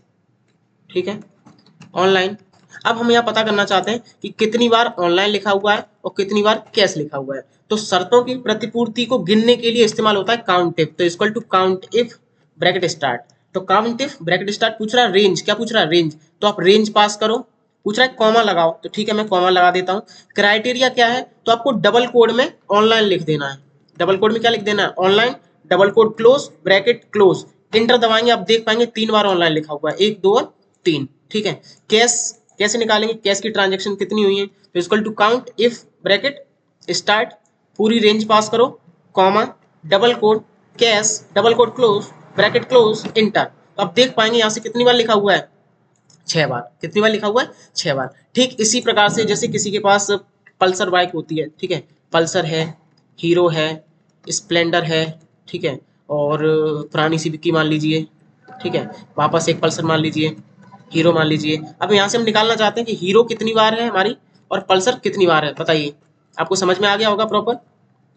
Pulsar, ठीक है, पल्सर। बताइए कैसे निकालेंगे? Hero is equal to count if bracket start, पूरी रेंज पास करो, कॉमा, डबल कोड, और यहाँ पे हम क्या लिख देंगे? हीरो निकाल रहे हैं तो क्या लिखेंगे? Hero, double code close, bracket close, inter. कितनी है हीरो हमारे पास? 2 डली हुई है। यहाँ से एक रिमूव कर दोगे तुरंत यहाँ कितनी रह जाएगी? 1 रह जाएगी। अब आपको अच्छे से चीजें स्पष्ट हो पा रही होंगी। Equal to count if bracket start, आप पूरी यहाँ से यहाँ तक की रेंज पास करो, कॉमा, डबल कोड, यहाँ पर लिख देंगे हम PULSUR। स्पेलिंग सही होनी चाहिए अदरवाइज आंसर नहीं आएगा। ठीक है, इंटर दबाओ, कितनी है हमारे पास? 2। यहाँ से एक ये रिमूव कर दो तो यहाँ कितनी रह जाएगी? 1। यहाँ एक और लिख दो पल्सर तो फिर एक और आ जाएगी, यहाँ एक और लिख दो फिर एक और आ जाएगी। ठीक है, तो इस तरीके से कंपनी में हम रिकॉर्ड्स भी रख सकते हैं बाइक्स वगैरह का। काउंटिव फंक्शन बहुत ज्यादा इस्तेमाल किया जाता है किसी भी कॉर्पोरेट जॉब में, ये बात आप मान के चलना। ठीक है, चलो तो समझ में आ गया इसका राइट आंसर। तो कौन सा फंक्शन है वो किसका इस्तेमाल करता है? शर्त पूर्ति करने वाली सेल की संख्या को गिनता है। समझ में आ गया होगा आपको। अगला प्रश्न है आपका क्वेश्चन नंबर 42, कौन सा फंक्शन शर्त के आधार पर मानों को जोड़ता है? तो ये तो गिनता है, ये क्या करता है? ये गिनता है, ये तो गिनता कितनी बाइक है क्या है। और जोड़ेगा कौन? ये सम इफ जोड़ेगा, जोड़ने का काम सम इफ करेगा, एवरेज करने का काम एवरेज इफ करेगा। ठीक है, चलो क्वेश्चन नंबर 43, कई सेल को एक में मिलाने के लिए कौन सा विकल्प उपयोग होता है? Merge cells, wrap text, format, sort. तो इसका राइट आंसर आपका मर्ज सेल्स। मिलता है कहाँ आपको? होम टैब में। कहाँ देखने को मिलता है? मर्ज सेल्स, होम टैब में। अगला प्रश्न है आपका question number 44, which key is use to start a new line within same cell. मतलब एक ही सेल में नई पंक्ति शुरू करने के लिए कौन सी कुंजी उपयोग होती है? मैंने आपको ये ऑलरेडी डिस्कस किया हुआ है। जैसे हमने लिखा फादर्स, अल्ट के साथ इंटर बटन यूज किया और नेम लिख दिया, इंटर दबा दिया, आप देख पाएंगे उसी सेल में अगली लाइन से लिख जाएगा। तो इसका राइट आंसर कौन सा होगा? Alt inter. सेल ब्रेक करने के लिए क्या इस्तेमाल किया जाता है? अल्ट के साथ इंटर। अगला प्रश्न है आपका question number 45, which feature automatically adjust column width to fit content. कौन सा फीचर कॉलम की चौड़ाई को सामग्री के अनुसार स्वतः ही मतलब ऑटोमेटिकली समायोजित करता है? रैप टेक्स्ट, ऑटोफिट, मर्ज, फिल्टर। चलो समझ लेते हैं इसको। जैसे मान लीजिए हमारे पास यही डेटा है, इसको हम इस तरीके से छोटा कर देते हैं, इस तरीके से और छोटा कर देते हैं। ठीक है, अब डेटा ये हमारा अच्छे से प्रॉपर हो नहीं रहा है, फिट नहीं हो रहा है, तो इसको फिट करने के लिए क्या करेंगे? पूरी सीट करेंगे सेलेक्ट, होम में जाएंगे। कहाँ जाएंगे? होम में जाने के बाद यहाँ ऑप्शन मिलेगा फॉर्मेट, इस पर आपको क्लिक करना है। क्लिक करने के बाद ऑटो फिट कॉलम विड्थ पर कर देना क्लिक। आप देख पाएंगे सारे कॉलम ऑटो फिट हो जाएंगे। अब ये कॉलम इतना बड़ा क्यों हुआ है? क्योंकि इसमें डेटा इतना बड़ा नीचे लिखा हुआ है प्रॉपर, इसलिए इतना बड़ा हुआ है। तो ऑटो फिट इस तरीके से हम इसको कर सकते हैं। क्लियर हुआ? तो इसका राइट आंसर कौन सा हुआ? Autofit is the right answer. चाहे तो रो हो चाहे वो सेल हो, ऑटोफिट वेरी इजीली आप कर सकते हैं। अगला प्रश्न है आपका क्वेश्चन नंबर 46, कौन सा फंक्शन किसी मान की स्थिति बताता है? Match function, find function, search function, lookup function. बताइए क्वेश्चन नंबर 46 का right answer. Which function returns the position of a value in a range. चलो इसको समझा देते हैं प्रॉपर। तो हमने प्रॉपर बनाया हुआ है यहाँ पे सीट को, जो कि आपका होगा मैच फंक्शन नाम से। किस नाम से? मैच फंक्शन से। चलो देख लेते हैं मैच फंक्शन करता क्या है। क्वेश्चन क्या था अपना? क्वेश्चन था कौन सा फंक्शन किसी मान की स्थिति को बताता है। चलो देखो, जैसे हमें पता करना है कि जो आपने लिखा हुआ है, जो आपने डेटा ये लिखा हुआ है, ये कौन सी पोजीशन पे है। तो हम यहाँ पर आएंगे और यहाँ लिखेंगे is equal to match, bracket start करेंगे। लुकअप वैल्यू पूछ रहा है, तो लुकअप वैल्यू में आप इस वाली वैल्यू को पास करेंगे, कॉमा लगाएंगे। और लुकअप एरे में आप यहाँ से लेके यहाँ तक पास करेंगे। ठीक है, यहाँ से लेके यहाँ तक पास करेंगे, कॉमा लगाएंगे और जीरो बटन प्रेस करेंगे, ब्रैकेट क्लोज करेंगे, इंटर दबाएंगे। तो आप देख पाएंगे ये कौन से नंबर पे लिखा हुआ है? तीसरे नंबर पे। पहला आपका आईडी वाला, दूसरा ये, तीसरा ये। कल को तुम यहाँ पर लिख दो, कल को यहाँ पे इसका रेंज डाल दो SEA 96, इंटर दबाओ, तो ये है आपका 10वें नंबर पे। कौन से नंबर पे? 10वें नंबर पे। तो मान की गणना कौन करता है? मान को बताता कौन है? Match function. कौन बताता है? Match function. अब फाइंड फंक्शन क्या करता है? देख लो फाइंड फंक्शन। जैसे हमने लिखा कंप्यूटर, क्या लिखा? कंप्यूटर। यहाँ पे लिखा हमने equal to find, bracket start, find text. ठीक है, फाइंड टेक्स्ट। तो क्या ढूंढना है? तो डबल कोड में हमें एम ढूंढना है। क्या ढूंढना है? डबल कोड में M, double code close, comma लगाओ, विद इन टेक्स्ट, इस वाले टेक्स्ट में क्या ढूंढो? एम ढूंढो, ब्रैकेट क्लोज करो, एंटर दबाओ। आप देख पाएंगे तीसरे नंबर पे क्या लिखा हुआ है? एम। समझ में आ गया? ये करता है आपका फाइंड फंक्शन। क्लियर? आपकी डिमांड होगी तो हम बिल्कुल आपके लिए सारे फंक्शंस को एक पर्टिकुलर वीडियो में बना रहे होंगे। इसके लिए आपको एक कमेंट डाउन छोड़ना पड़ेगा, एक कमेंट करना पड़ेगा कि बिल्कुल आप ऐसा कर सकते हैं। उससे हमें मोटिवेशन मिलता है और हम काफी उस वीडियो में आपको प्रॉपर अच्छे से चीजों को एक्सप्लेन कर रहे होंगे। देखिए पॉसिबल नहीं है कि 100 क्वेश्चंस में आपको सारे फंक्शंस पढ़ा देना, क्योंकि ये एक्सेल जो है वो एक बहुत बड़ा सॉफ्टवेयर है, बहुत बड़ा विजार्ड है। ठीक है, फिर भी मैं कोशिश करूंगा कि ज्यादा से ज्यादा चीजें आपको दे पाऊं। ठीक है, तो मैच फंक्शन मान की स्थिति पता करने के लिए होता है, फाइंड किसी भी पर्टिकुलर टेक्स्ट को, करेक्टर को ढूंढने के लिए। अगला प्रश्न है आपका क्वेश्चन नंबर 47, तालिका में डेटा को ऊर्ध्वाधर रूप से खोजने के लिए कौन सा फंक्शन उपयोग होता है? H lookup, B lookup, lookup array, lookup या फाइंड। बताइए। तो इसका राइट आंसर है आपका बी लुकअप। कौन सा? B lookup. चलो समझ लेते हैं इसको। जैसे मान लीजिए हमारे पास वही डेटा है, हमारे पास यही डेटा है और यहां से हम पता करना चाहते हैं, यहाँ से हम पता करना चाहते हैं एम्प्लॉय नेम के अकॉर्डिंग डिपार्टमेंट। ठीक है, या आईडी के according employ name, control C, control B। ठीक, यहाँ पर लगाते हैं फंक्शन क्या? Is equal to B lookup, bracket start. यहाँ पे पूछ रहा है लुकअप वैल्यू, लुकअप वैल्यू हम इस वैल्यू को पास कर दे रहे हैं, कॉमा लगा रहे हैं।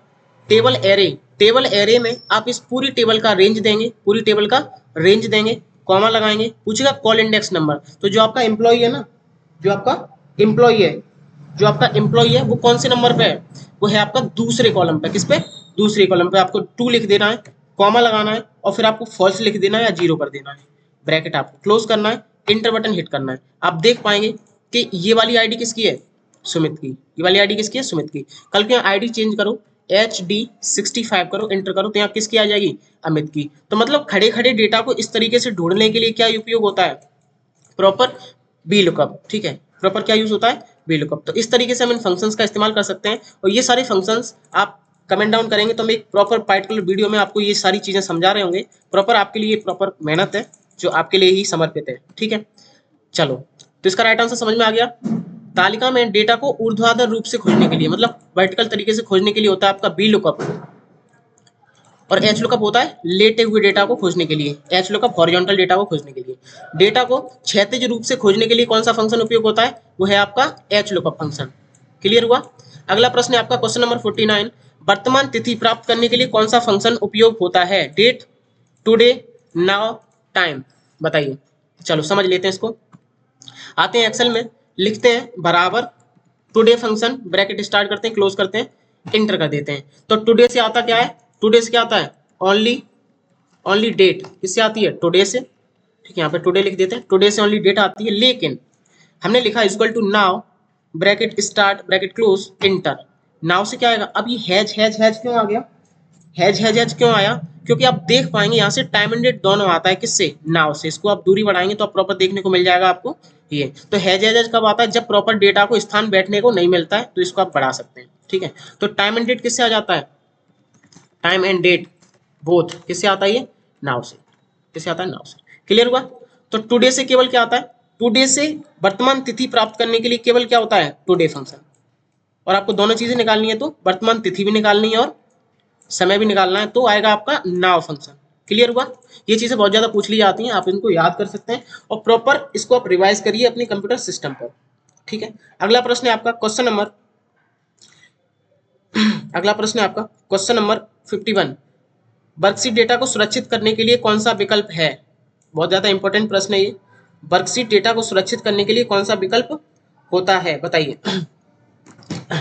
Protect sheet, save as, format, sort. चलो इसको देखते हैं प्रैक्टिकल के साथ। जैसे हमारे पास ये डेटा है और इस डेटा को कोई हमारी बिना परमिशन के एडिट न कर पाए, तो उसके लिए क्या करेंगे, आप इस वाली सीट पे आएंगे, राइट क्लिक करो और यहाँ मिलेगा प्रोटेक्ट सीट। क्या मिलेगा, प्रोटेक्ट सीट। इस पर आपको क्लिक कर देना है और यहाँ पर एक पासवर्ड असाइन कर देना है। मान लीजिए मैं पासवर्ड डाल देता हूँ 1010। ओके बटन प्रेस करते हैं।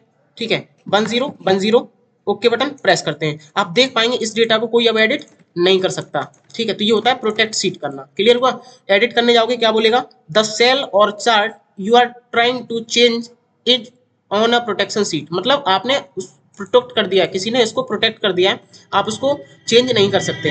क्लियर हुआ। तो इसका राइट आंसर कौन सा हो गया आपका, protect seat is the right answer. ये काम आप यहाँ से भी कर सकते हैं, अदरवाइज होम पे जाओगे, फॉर्मेट विकल्प मिलेगा, यहाँ से भी आप क्या कर सकते हैं, अनप्रोटेक्ट। मतलब अब हमने प्रोटेक्ट लगा दिया है, अब अनप्रोटेक्ट भी यहाँ से कर सकते हो। सेम पासवर्ड डालेंगे 1010 और आपका अनप्रोटेक्ट हो जाएगा और आप इसमें आप लिखने के लिए फ्री हैं। ठीक है, तो यहाँ से प्रोटेक्ट भी कर सकते हैं, अनप्रोटेक्ट भी कर सकते हैं, यहाँ से भी प्रोटेक्ट कर सकते हैं और अनप्रोटेक्ट कर सकते हैं। उम्मीद करते हैं ये चीज आपको समझ में आ गई होगी। अगला प्रश्न है आपका क्वेश्चन नंबर 52, कौन सा दृश्य प्रिंट होने पर वर्कशीट का रूप दिखाता है, normal view, page break preview, ठीक है, और आपका प्रिंट प्रीव्यू, लेआउट व्यू। बताइए क्वेश्चन नंबर 52 का राइट आंसर। तो जो आपका प्रिंट प्रीव्यू है, तो प्रिंट जैसा ही क्या दिखा देता है, व्यू दिखा देता है। ठीक है, प्रिंट प्रीव्यू। चलो कंट्रोल पी करते हैं, तो आप देख पाएंगे जैसा आपका प्रिंट होगा डेटा, यही आपका प्रिंट प्रीव्यू है। ठीक, प्रिंट प्रीव्यू। इसका राइट आंसर होगा आपका print preview is the right answer. अगला प्रश्न है आपका क्वेश्चन नंबर 53, वर्कशीट प्रिंट करने की शॉर्टकट कुंजी क्या है। इसका राइट आंसर आपको समझ में आ गया होगा, control P is the right answer. अगला प्रश्न question number 54, which feature highlight cells based on conditions. शर्तों के आधार पर सेल को हाईलाइट करने वाला फीचर कौन सा होता है, conditional formatting, sorting, filtering, chart. चलो इसको समझ लेते हैं प्रैक्टिकल के साथ। जैसे हमारे पास 12 लिखा हुआ है, 25 है, 10 है और यहाँ बहुत सारी संख्याएं हैं।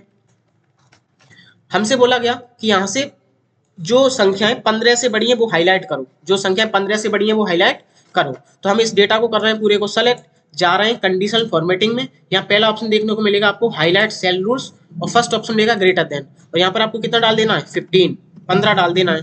तो जो 15 से बड़ी है वो इधर हाईलाइट हो जाएंगी, और कलर आप यहाँ से उसका चेंज कर सकते हैं। मान लीजिए यहाँ से आप ग्रीन रख लिया और ओके बटन प्रेस किया, तो होगा क्या, जो 15 से बड़ी होंगी वो हाईलाइट हो जाएंगी। कल को यहाँ लिखो 14 इंटर करो तो ये 15 से बड़ी नहीं है तो हाईलाइट नहीं होगी।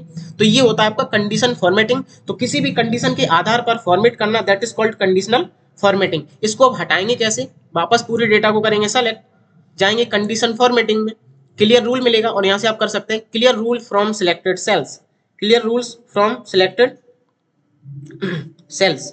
ठीक है, इस तरीके से हम इसको हटा सकते हैं। क्लियर हुआ? चलो नेक्स्ट देख लेते हैं आगे। तो इसका राइट आंसर क्या आंसर हुआ, शर्तों के आधार पर सेल को हाईलाइट करने के लिए कंडीशनल फॉर्मेटिंग इस्तेमाल किया जाता है। ठीक है, उम्मीद करते हैं आपको यहाँ तक चीजें समझ में आई होंगी। यहाँ तक जो भी कुछ आपको समझ में आ रहा है उसके लिए आप हमारी वीडियोस को लाइक कर सकते हैं, और ठीक इसी प्रकार के कंटेंट को रेगुलर पाने के लिए, रेगुलर देखने के लिए हमें फॉलो और सब्सक्राइब कर सकते हैं। क्लियर? अगला प्रश्न है आपका क्वेश्चन नंबर 55। कौन सा चार्ट डेटा को वृत्ताकार रूप में दिखाता है, इस तरीके से वृत्ताकार में रूप में दिखाता है, वो होता है आपका पाई चार्ट। कौन सा? Pie chart is the right answer. अगला प्रश्न है आपका क्वेश्चन नंबर 56। नई वर्कशीट जोड़ने के लिए कौन सा विकल्प उपयोग होता है, insert sheet, new page, add file, new workbook. बताइए क्वेश्चन नंबर 56 का राइट आंसर। इसका राइट आंसर है आपका insert sheet, insert sheet is the right answer. अगला प्रश्न है आपका क्वेश्चन नंबर 57। सेल में डेटा की दिखावट बदलने के लिए कौन सा विकल्प उपयोग होता है, फॉर्मेट सेल, सॉर्ट, फिल्टर, मर्ज। बताइए क्वेश्चन नंबर 57 का राइट आंसर।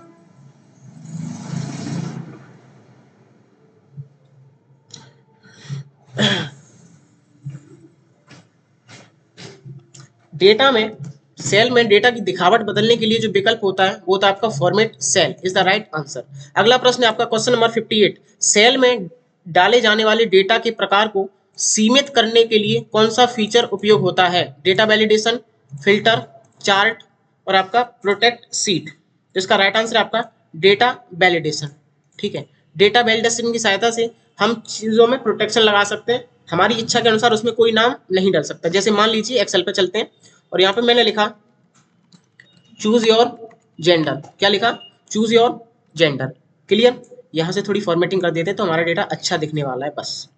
ठीक है, इतना डेटा किया हमने सेलेक्ट, यहाँ से लगाया येलो कलर, बॉर्डर लगाया, बोल्ड किया और यहाँ से हमने सेंटर कर दिया।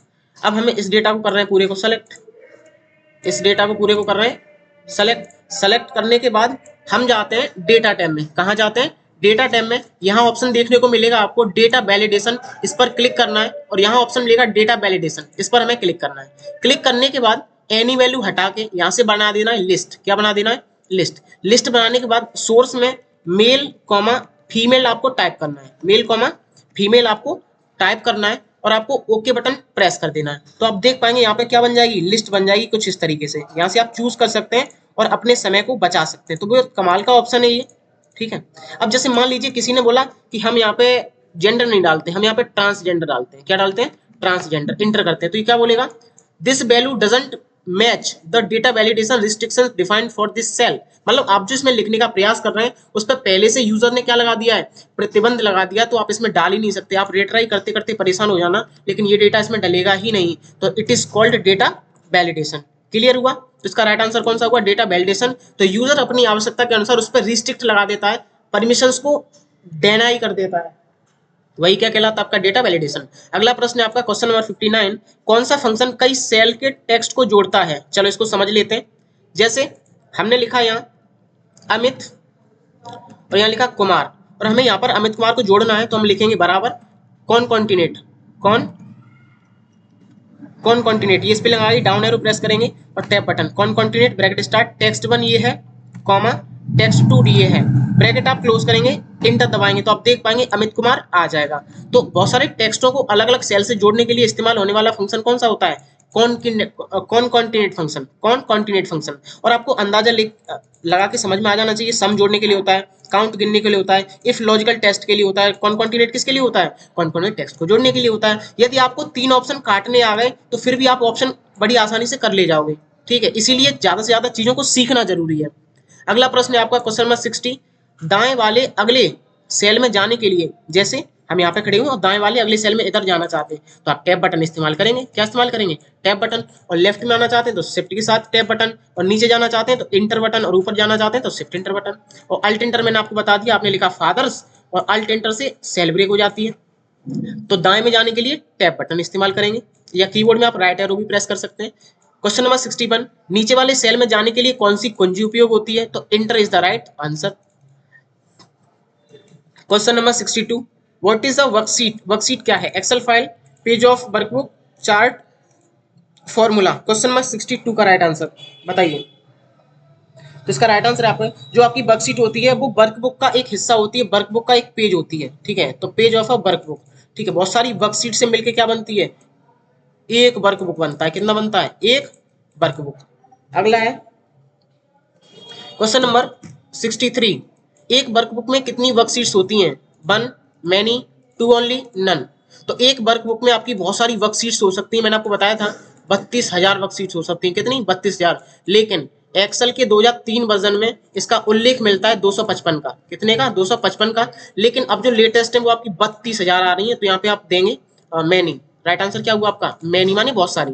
अगला, यहाँ पे नन आपको नहीं देना है, नन यहाँ पर नहीं देना है, मैनी देना है। क्यों? क्योंकि मैनी माने होता है बहुत सारा। अगला प्रश्न है आपका क्वेश्चन नंबर 64, वर्कशीट हटाने के लिए कौन सा विकल्प उपयोग होता है? Delete seat, remove page, clear seat, close seat. चलिए आते हैं एक्सेल में। इस वाली सीट को मुझे डिलीट करना है, सेकंड वाली को, तो मैं यहाँ पर राइट क्लिक करूंगा, यहाँ ऑप्शन मिलेगा डिलीट, इस पर क्लिक कर देंगे और यस कर देंगे। और सीट कभी भी एक बार डिलीट हो जाती है तो वापस लौट के नहीं आती है। क्लियर हुआ? तो इसका राइट आंसर आपका कौन सा हुआ? Delete seat is the right answer. उम्मीद करते हैं यहाँ तक आपको चीजें प्रॉपर अच्छे वे में समझ में आ रही होंगी। अगला प्रश्न है आपका क्वेश्चन नंबर 65, खाली सेल की गणना के लिए कौन सा फंक्शन उपयोग होता है? जैसे मान लीजिए आपके पास कोई डेटा है, हम यहाँ पे लिखते हैं 32, 25, 32, यहाँ पे कोई सेल खाली कर देते हैं, फिर वापस लिख देते हैं, एक खाली और कर देते हैं। अब यहाँ पे हमें खाली सेल गिनने हैं, खाली डब्बे गिनने हैं कि हमारे पास खाली डब्बे कितने हैं। तो हम कैसे निकालेंगे? तो उसके लिए हम फंक्शन लगाएंगे, is equal to count blank, bracket start, range में आप यहाँ से यहाँ तक की पूरी रेंज पास करेंगे, ब्रैकेट क्लोज करेंगे और एंटर दबाएंगे। तो आप देख पाएंगे आपके पास खाली डब्बे कितने हैं? 2। कल को आपने यहाँ से 2 खाली डब्बे और कर दिए तो यहाँ संख्या बढ़ के कितनी हो जाएगी? 4। क्लियर हुआ? तो ब्लैंक सेल को गिनने के लिए जो इस्तेमाल होता है वो होता है आपका काउंट ब्लैंक फंक्शन। काउंट क्या करता है? केवल डिजिट्स गिनता है। काउंट ब्लैंक खाली डब्बे गिनने का काम करता है, और काउंट डिजिट्स प्लस टेक्स्ट दोनों गिनने का काम करता है और सम जोड़ता है। क्लियर हुआ? अगला प्रश्न है आपका क्वेश्चन नंबर 66, डेटा को सेल में केंद्र में संरेखित करने के लिए कौन सा विकल्प है? तो ये है उसका सेंटर अलाइन। कौन सा है? Centre align. अगला प्रश्न है आपका क्वेश्चन नंबर 67, टेक्स्ट को बड़े अक्षरों में बदलने वाला फंक्शन कौन सा है? चलिए इसको समझ लेते हैं। जैसे आपने लिखा इधर सुमित, अमित, राधा, सुरेश। क्लियर? तो डिपार्टमेंट में अब डिपार्टमेंट मत समझिए, इसको मैं रिमूव कर देता हूँ, कंट्रोल माइनस। ठीक, आपके पास कुछ नाम है, ठीक, आपके पास कुछ नाम है, और यहाँ से इसको एक ही बार में कैपिटल करना चाहते हैं तो हम लगाएंगे equal to upper function. Bracket start करो, टेक्स्ट पूछ रहा है ये वाला पास करो, ब्रैकेट क्लोज, इंटर दबा दो। तो ये सारे एक ही बार में बड़े हो जाएंगे किससे? अपर फंक्शन से। लेकिन लोअर से क्या होता है? लोअर फंक्शन से सारे एक ही बार में छोटे हो जाते हैं। ठीक है, इंटर।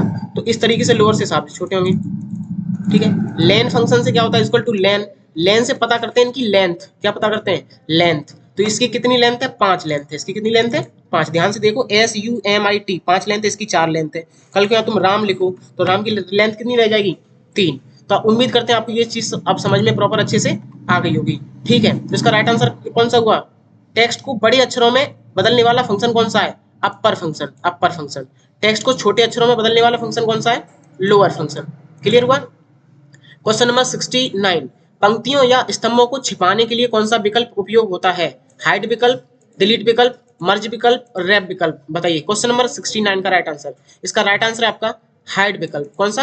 हाइड विकल्प। आप आएंगे एक्सेल में, आप 3 और 4 को हाइड करना चाहते हैं, या मान लीजिए आपके पास कोई डेटा है इस तरीके से, इन सबको हाइड करना चाहते हैं तो आप करेंगे सेलेक्ट, यहाँ से यहाँ तक करेंगे सेलेक्ट, जाएंगे फॉर्मेट में। फॉर्मेट में जाने के बाद ऑप्शन मिलेगा हाइड एंड अनहाइड, और यहाँ से कर देंगे हाइड रो। तो इस तरीके से आपकी ये रोज हाइड हो जाएंगी। वापस आएंगी कैसे? जब आप पूरा डेटा करेंगे सेलेक्ट, जाएंगे फॉर्मेट पर, वापस वहीं क्लिक करेंगे और नीचे ऑप्शन मिलेगा अनहाइड रो, यहाँ से आप वापस इनको ला सकते हैं। क्लियर हुआ? तो इसका राइट आंसर कौन सा हुआ? हाइड। तो चाहे तो कॉलम हो, चाहे रो हो, चाहे सीट हो, हर चीज को आप हाइड कर सकते हैं एक्सेल में। अगला प्रश्न है आपका क्वेश्चन नंबर 70। टेक्स्ट की लंबाई ज्ञात करने के लिए कौन सा फंक्शन है? तो लेन is the right answer. Length पता करते हैं लेंथ फंक्शन से। अगला प्रश्न है आपका क्वेश्चन नंबर 71। किसी संख्या का वर्गमूल निकालने के लिए कौन सा फंक्शन है? चलो इसको समझ लेते हैं। जैसे आपने लिखा 144, यहाँ पे लगाया हमने equal to S Q R T. S Q R T का मतलब होता है स्क्वायर रूट, ब्रैकेट स्टार्ट करो, इस पर हमने कर दिया क्लिक, ब्रैकेट क्लोज किया, इंटर किया, तो रिजल्ट में कितना आया 12। तो वर्गमूल हम इसी तरीके से निकाल सकते हैं स्क्वायर रूट फंक्शन से, S Q R T. S Q R T is the right answer. अब ये पावर फंक्शन क्या होता है इसको भी समझ लेते हैं। जैसे आपने लिखा, जैसे मान लीजिए आपने लिखा यहाँ पर 2 इंटू 2 हम इसको ऐसे भी तो लिख सकते हैं 2 की पावर 4, ऐसे भी तो लिख सकते हैं कि 4 बार 2 का मल्टीप्लाई करो तो इक्वल टू 2 इंटू 2 ऐसे भी तो कर सकते हैं इसको। और ऐसे न करना हो तो कोई बात नहीं, equal to power function, equal to power function, bracket start. ठीक है, पूछ रहा है नंबर, तो नंबर कौन सा है 2, नंबर कौन सा है 2, कॉमा पावर कितनी लगानी है उस पर 4, तो 2,4 ब्रैकेट क्लोज, इंटर दबा दो, फिर भी कितना आएगा 16। तो घात पता करने के लिए क्या होता है पावर फंक्शन। जैसे 2 का क्यूब निकालना है तो यहाँ पे कितना लिखोगे 3, 2 का स्क्वायर निकालना है तो कितना लिखोगे 2, 19 का स्क्वायर निकालना है तो कैसे लिखोगे equal to power bracket start 19,2, बस 19,19,361। क्यूब निकालना है तो कितना लिख देंगे 4, समझ पा रहे हैं? क्यूब निकालना है तो यहाँ पे लिखेंगे आप 3। ओके, चलो आगे देखते हैं। तो आपको समझ में आ गया स्क्वायर रूट से वर्गमूल निकाल सकते हैं। ठीक है, किसी संख्या को घात में उठाने के लिए कौन सा फंक्शन है पावर फंक्शन। कौन सा? जिससे आप वर्ग निकाल सकते हैं और घन भी निकाल सकते हैं। अगला प्रश्न है आपका क्वेश्चन नंबर 73। परिणाम के स्थान पर सूत्र दिखाने वाला फीचर कौन सा होता है? Show formula, wrap text, filter, short. चलो इसको समझ लेते हैं प्रैक्टिकल के साथ। मान लीजिए यहाँ पर हमें देखना है कौन सा फॉर्मूला लगा हुआ है, तो प्रॉपर आपको किस में दिख रहा है नेम बॉक्स में, लेकिन कोई बात नहीं यहीं दिखना चाहिए। उसके लिए आप जाएंगे फॉर्मूला टैब में, यहाँ ऑप्शन मिलेगा आपको शो फॉर्मूला, इस पर आपको क्लिक कर देना है तो आप देख पाएंगे यहाँ पर आपका फॉर्मूला आ जाएगा। क्लियर हुआ? तो उसके लिए कौन सा है आपका right answer show formula feature होता है, उसकी सहायता से आप परिणाम के स्थान पर सूत्र देख सकते हैं। अगला प्रश्न है आपका क्वेश्चन नंबर 74। समय के साथ रुझान दिखाने के लिए कौन सा चार्ट उपयोग होता है? तो वो होता है आपका लाइन चार्ट। कौन सा? Line chart. जैसे 2023 में हमने इतनी प्रोग्रेस करी, 24 में हमने इतनी करी, 25 में बिल्कुल नहीं करी, फिर यहाँ से 26 में इस तरीके से उठे, 27 में ऐसे फिर डाउन गिरे। मतलब ये समय के साथ साथ रुझान दिखाने के लिए क्या उपयोग होता है आपका लाइन चार्ट। क्लियर? अगला प्रश्न है आपका क्वेश्चन नंबर 75। भाग देने के बाद शेषफल दिखाने वाला फंक्शन कौन सा है? Mod function, diff function, rem function, quotient function, बताइए। चलो समझ लेते हैं। तो शेषफल दिखाना है तो उसके लिए आता है मॉड फंक्शन। कौन सा? Mod function, bracket start. Number कौन सा है? नंबर है हमारा 5, कॉमा डिवाइजर 5 को हमें कितने से भाग देना है 2 से भाग देना है, तो 2 दूनी 4, 2 बार कट जाएगा और बचेगा कितना शेषफल 1। तो शेषफल बताने के लिए कौन सा फंक्शन होता है मॉड फंक्शन। कौन सा? Mod function. लेकिन पूछा जाता कि आपका भागफल बताने के लिए कौन सा फंक्शन होता है quotient function. Quotient function, bracket start, numerator 5, comma denominator 2। ठीक है, तो 2 दूनी 4 कितना आएगा रिजल्ट में 2। तो भागफल बताने के लिए मॉड फंक्शन और शेष फल बताने के लिए कोसेंट फंक्शन। ठीक है, तो भाग देने के बाद जो शेषफल बचता है उसके लिए कौन सा फंक्शन होता है शेषफल, mod. Mod is the right answer. लेकिन जो भागफल आएगा क्या आएगा भागफल, उसके लिए आता है आपका कोसेंट फंक्शन। ठीक है, अगला प्रश्न है आपका क्वेश्चन नंबर 76। फॉन्ट का आकार बदलने के लिए कौन सा विकल्प उपयोग होता है? Font size, wrap text, sort, merge. तो इसका राइट आंसर है आपका फॉन्ट साइज। तो फॉन्ट का आकार यदि हमें चेंज करना है तो हमें होम टैब में फॉन्ट साइज ऑप्शन का विकल्प का यूज करना पड़ेगा। अगला प्रश्न है आपका क्वेश्चन नंबर 77। टेबल जोड़ने के लिए कौन सा विकल्प उपयोग होता है? Insert table, add chart, format, merge. तो इसका राइट आंसर आपका इंसर्ट टेबल। तो इंसर्ट टेबल की सहायता से हम टेबल को इंसर्ट करा सकते हैं। अगला प्रश्न है आपका क्वेश्चन नंबर 78। वर्तमान त्रुटि जांचने वाला फीचर कौन सा है? इसको समझ लेते हैं प्रैक्टिकल के साथ क्योंकि ये जरूरी चीज है। हमने लिखा कंप्यूटर और कंप्यूटर हमने लिख दिया गलत। ठीक है, इस पर करेंगे क्लिक और जाएंगे हम रिव्यू टैब में। रिव्यू टॉप पर हम करेंगे क्लिक और यहाँ मिलेगा ऑप्शन देखने को आपको स्पेलिंग, इस पर आपको क्लिक कर देना है और यहाँ से सजेशन बोलेगा नॉट इन डिक्शनरी। जो आपने शब्द टाइप किया है ना ये हमारी डिक्शनरी में शामिल नहीं है। सजेशन में बोलेगा भाई आप कंप्यूटर लिखना चाहते थे, कंप्यूट लिखना चाहते थे, कंपोर्ट लिखना चाहते थे या कंपार्ट लिखना चाहते थे, तो हम कंप्यूटर लिखना चाहते थे, यहाँ से कर देंगे चेंज। तो आप देख पाएंगे यहाँ आपका क्या हो जाएगा कंप्यूटर, क्या हो जाएगा इधर कंप्यूटर। टर, यही होता है आपका स्पेलिंग चेक एंड ग्रामर, और इसकी शॉर्टकट होती है F7। क्या होती है? F7। उम्मीद करते हैं ये चीज आपको समझ में अच्छे से आ गई होगी। तो स्पेलिंग चेक का शॉर्टकट क्या होता है? F7। मिलता कहाँ है आपको? रिव्यू टैब में फर्स्ट ऑप्शन। ठीक है, F7 इसकी शॉर्टकट होती है। अगला प्रश्न है आपका क्वेश्चन नंबर 79। टेक्स्ट से विशेष अक्षर निकालने के लिए कौन सा फंक्शन है? चलो समझ लेते हैं इसको प्रॉपर। हमने लिखा यहाँ पे कंप्यूटर, और हमने यहाँ पे क्लिक किया equal to find, equal to find. ठीक है, क्या पूछा गया यहाँ से? टेक्स्ट से विशेष अक्षर निकालने के लिए, फाइंड ऑप्शन में नहीं है, कोई बात नहीं, मिड का इस्तेमाल करते हैं। Equal to mid function bracket start, यहाँ से पूछेगा टेक्स्ट, टेक्स्ट। ठीक है, तो टेक्स्ट कौन सा है? ये वाला, कॉमा स्टार्ट नंबर, कहाँ से तुम्हें स्टार्ट करना है? तो हमें तीसरे से स्टार्ट करना है। कहाँ से? या मान लीजिए चौथे से स्टार्ट करना है, मतलब पी से स्टार्ट करना है, comma number of chars. Number of chars का मतलब होता है आपको 4 से स्टार्ट तो करना है, लेकिन उठाना कितना है? तो मुझे 3 बार उठाना है, तो ब्रैकेट क्लोज करो, इंटर दबाओ, तो क्या उठे आएगा? पी। पुट, ध्यान से दोबारा समझो, equal to mid bracket start, text कौन सा है? कंप्यूटर, कॉमा स्टार्ट नंबर, कहाँ से आपको गाड़ी स्टार्ट करनी है? चौथे से, तो 4 से स्टार्ट किया, कॉमा नंबर ऑफ चार्स में उठाने कितने? 5, तो 5 उठाने, तो बताइए क्या उठ के आएगा? PUTER, इंटर करोगे तो PUTER उठ के आएगा। तो प्रॉपर किसी पर्टिकुलर वर्ड से विशेष अक्षर निकालने के लिए इस्तेमाल किया जाता है मिड फंक्शन। और आपकी डिमांड होगी तो हम सारे फंक्शंस को, सारे फॉर्मूल्स को एक वीडियो के माध्यम से आपको प्रॉपर अच्छे वे में समझा रहे होंगे। इस प्रश्न का राइट आंसर है आपका मिड फंक्शन। अगला प्रश्न है आपका क्वेश्चन नंबर 80। सेपरेटर के साथ टेक्स्ट जोड़ने वाला फंक्शन कौन सा है? वो है आपका टेक्स्ट जॉइन, टेक्स्ट जॉइन। ठीक है, text join function is the right answer. अगला प्रश्न है आपका question number 81। Which option is use to change cell background colour? Background colour बदलने के लिए कौन सा फंक्शन, कौन सा ऑप्शन है? Fill colour, font colour, format, wrap text, बताइए। तो fill colour is the right answer. Fill colour की सहायता से आप बैकग्राउंड कलर चूज कर सकते हैं बहुत आसानी से। अगला प्रश्न है आपका क्वेश्चन नंबर 82। डेटा खोजने की शॉर्टकट कुंजी क्या है? तो control F is the right answer. उम्मीद करते हैं यहाँ तक आपको चीजें अच्छे से स्पष्ट हो पा रही होंगी। अगला प्रश्न है आपका question number 83। Which option replaces data in worksheets? ठीक है, वर्कशीट में डेटा बदलने के लिए कौन सा फंक्शन उपयोग होता है? तो रिप्लेस, रिप्लेस ऑप्शन यूज होता है, replace option, replace is the right answer. अगला प्रश्न है आपका क्वेश्चन नंबर 84। सेल का सबसे बड़ा मान देने वाला फंक्शन कौन सा है? ये क्वेश्चन रिपीट हो गया है, आपको आंसर समझ में स्पष्ट हो गया होगा, मैक्स फंक्शन। ठीक है, अगला प्रश्न है आपका क्वेश्चन नंबर 85। रेंज का सबसे छोटा मान देने वाला फंक्शन कौन सा होता है? तो मिन फंक्शन। क्लियर। अगला प्रश्न है आपका क्वेश्चन नंबर 86। कॉलम जोड़ने के लिए कौन सा विकल्प उपयोग होता है? Insert column, add column, new column, create column, बताइए। क्वेश्चन नंबर 86 का राइट आंसर इसका राइट आंसर आपका insert column is the right answer. Clear हुआ। अगला प्रश्न है आपका क्वेश्चन नंबर 87। पंक्ति जोड़ने के लिए कौन सा विकल्प उपयोग होता है? इंसर्ट रो, एड रो, न्यू रो, क्रिएट रो। तो यदि हम पंक्ति जोड़ना चाहते हैं तो हम इंसर्ट रो ऑप्शन पर क्लिक कर देंगे, जो कि मिलेगा आपको होम टैब में। अगला प्रश्न है आपका क्वेश्चन नंबर 88। सेल बॉर्डर बदलने के लिए कौन सा विकल्प उपयोग होता है? Border option, format option, merge option, wrap option, बताइए। इसका राइट आंसर है आपका बॉर्डर ऑप्शन। तो बॉर्डर ऑप्शन की सहायता से हम सेल के बॉर्डर का कलर चेंज कर सकते हैं। अगला प्रश्न है आपका क्वेश्चन नंबर 89। पंक्तियों या स्तंभों को समूहित करने वाला, समूहित मतलब ग्रुप करने वाला फीचर कौन सा होता है? तो इसका राइट आंसर है आपका ग्रुप, तो ग्रुप कर सकते हैं। ठीक है, अगला प्रश्न है आपका question number 90। Which option is use to split text into columns? इसको हमें प्रैक्टिकल समझना पड़ेगा, अदरवाइज ये समझ में नहीं आएगा। चलिए देखते हैं। इसी सेल में हम लिख देते हैं name comma department comma address. Clear. Inter दबाते हैं। हमने एक ही सेल में लिखा हुआ है, यहाँ से हम सेल को थोड़ा सा बड़ा करते हैं। ठीक, राम लिखा, राम कॉमा HR और नोएडा लिख दिया। श्याम लिख देते हैं कॉमा ये मैनेजर हैं, और ये कहाँ से हैं? प्रॉपर दिल्ली से हैं। इंटर।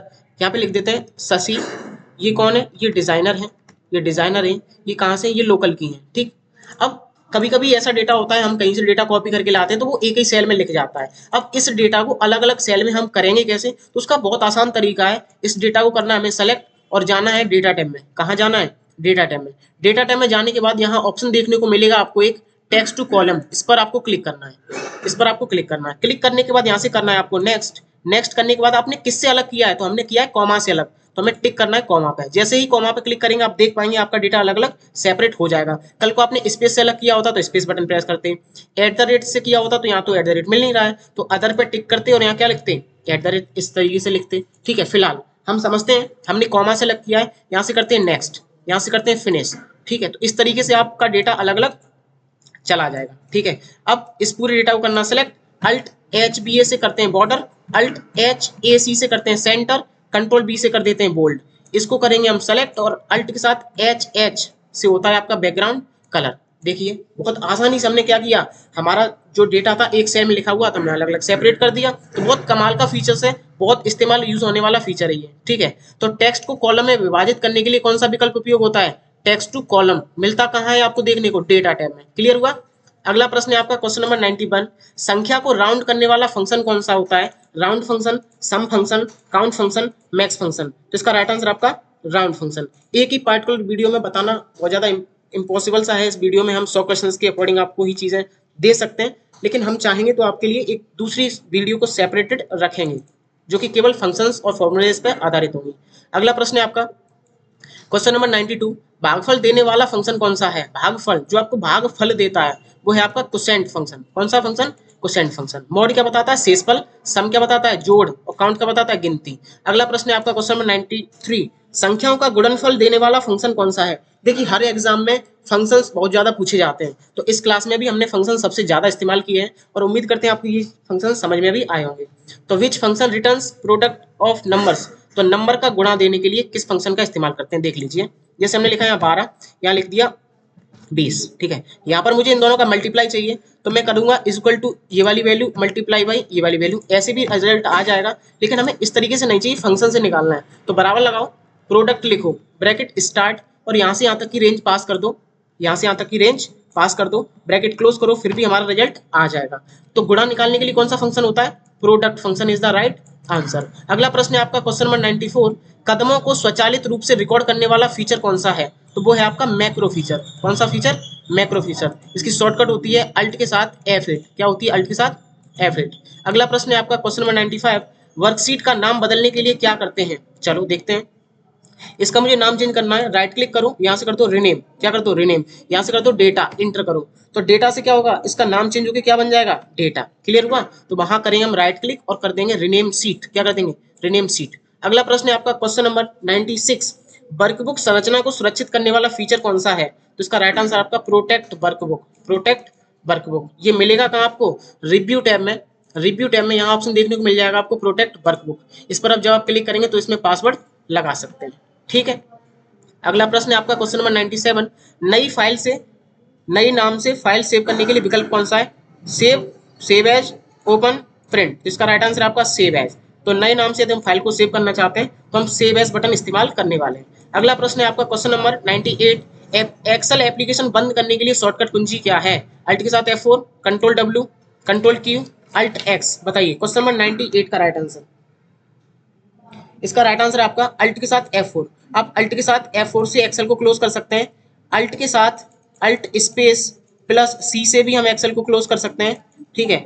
अल्ट के साथ F(x) से भी हम एक्सेल को क्लोज कर सकते हैं, और क्लोज बटन देखने को मिलेगा, वहां से भी हम एक्सेल को क्लोज कर सकते हैं, ठीक है। अगला प्रश्न है आपका क्वेश्चन नंबर 99, कौन सा स्थान सेल का सूत्र दिखाता है, मतलब आपके इस सेल में क्या सूत्र लगा हुआ, ये कौन दिखाएगा, फॉर्मूला बार। तो इसका राइट आंसर आपका क्या हुआ, formula bar is the right answer.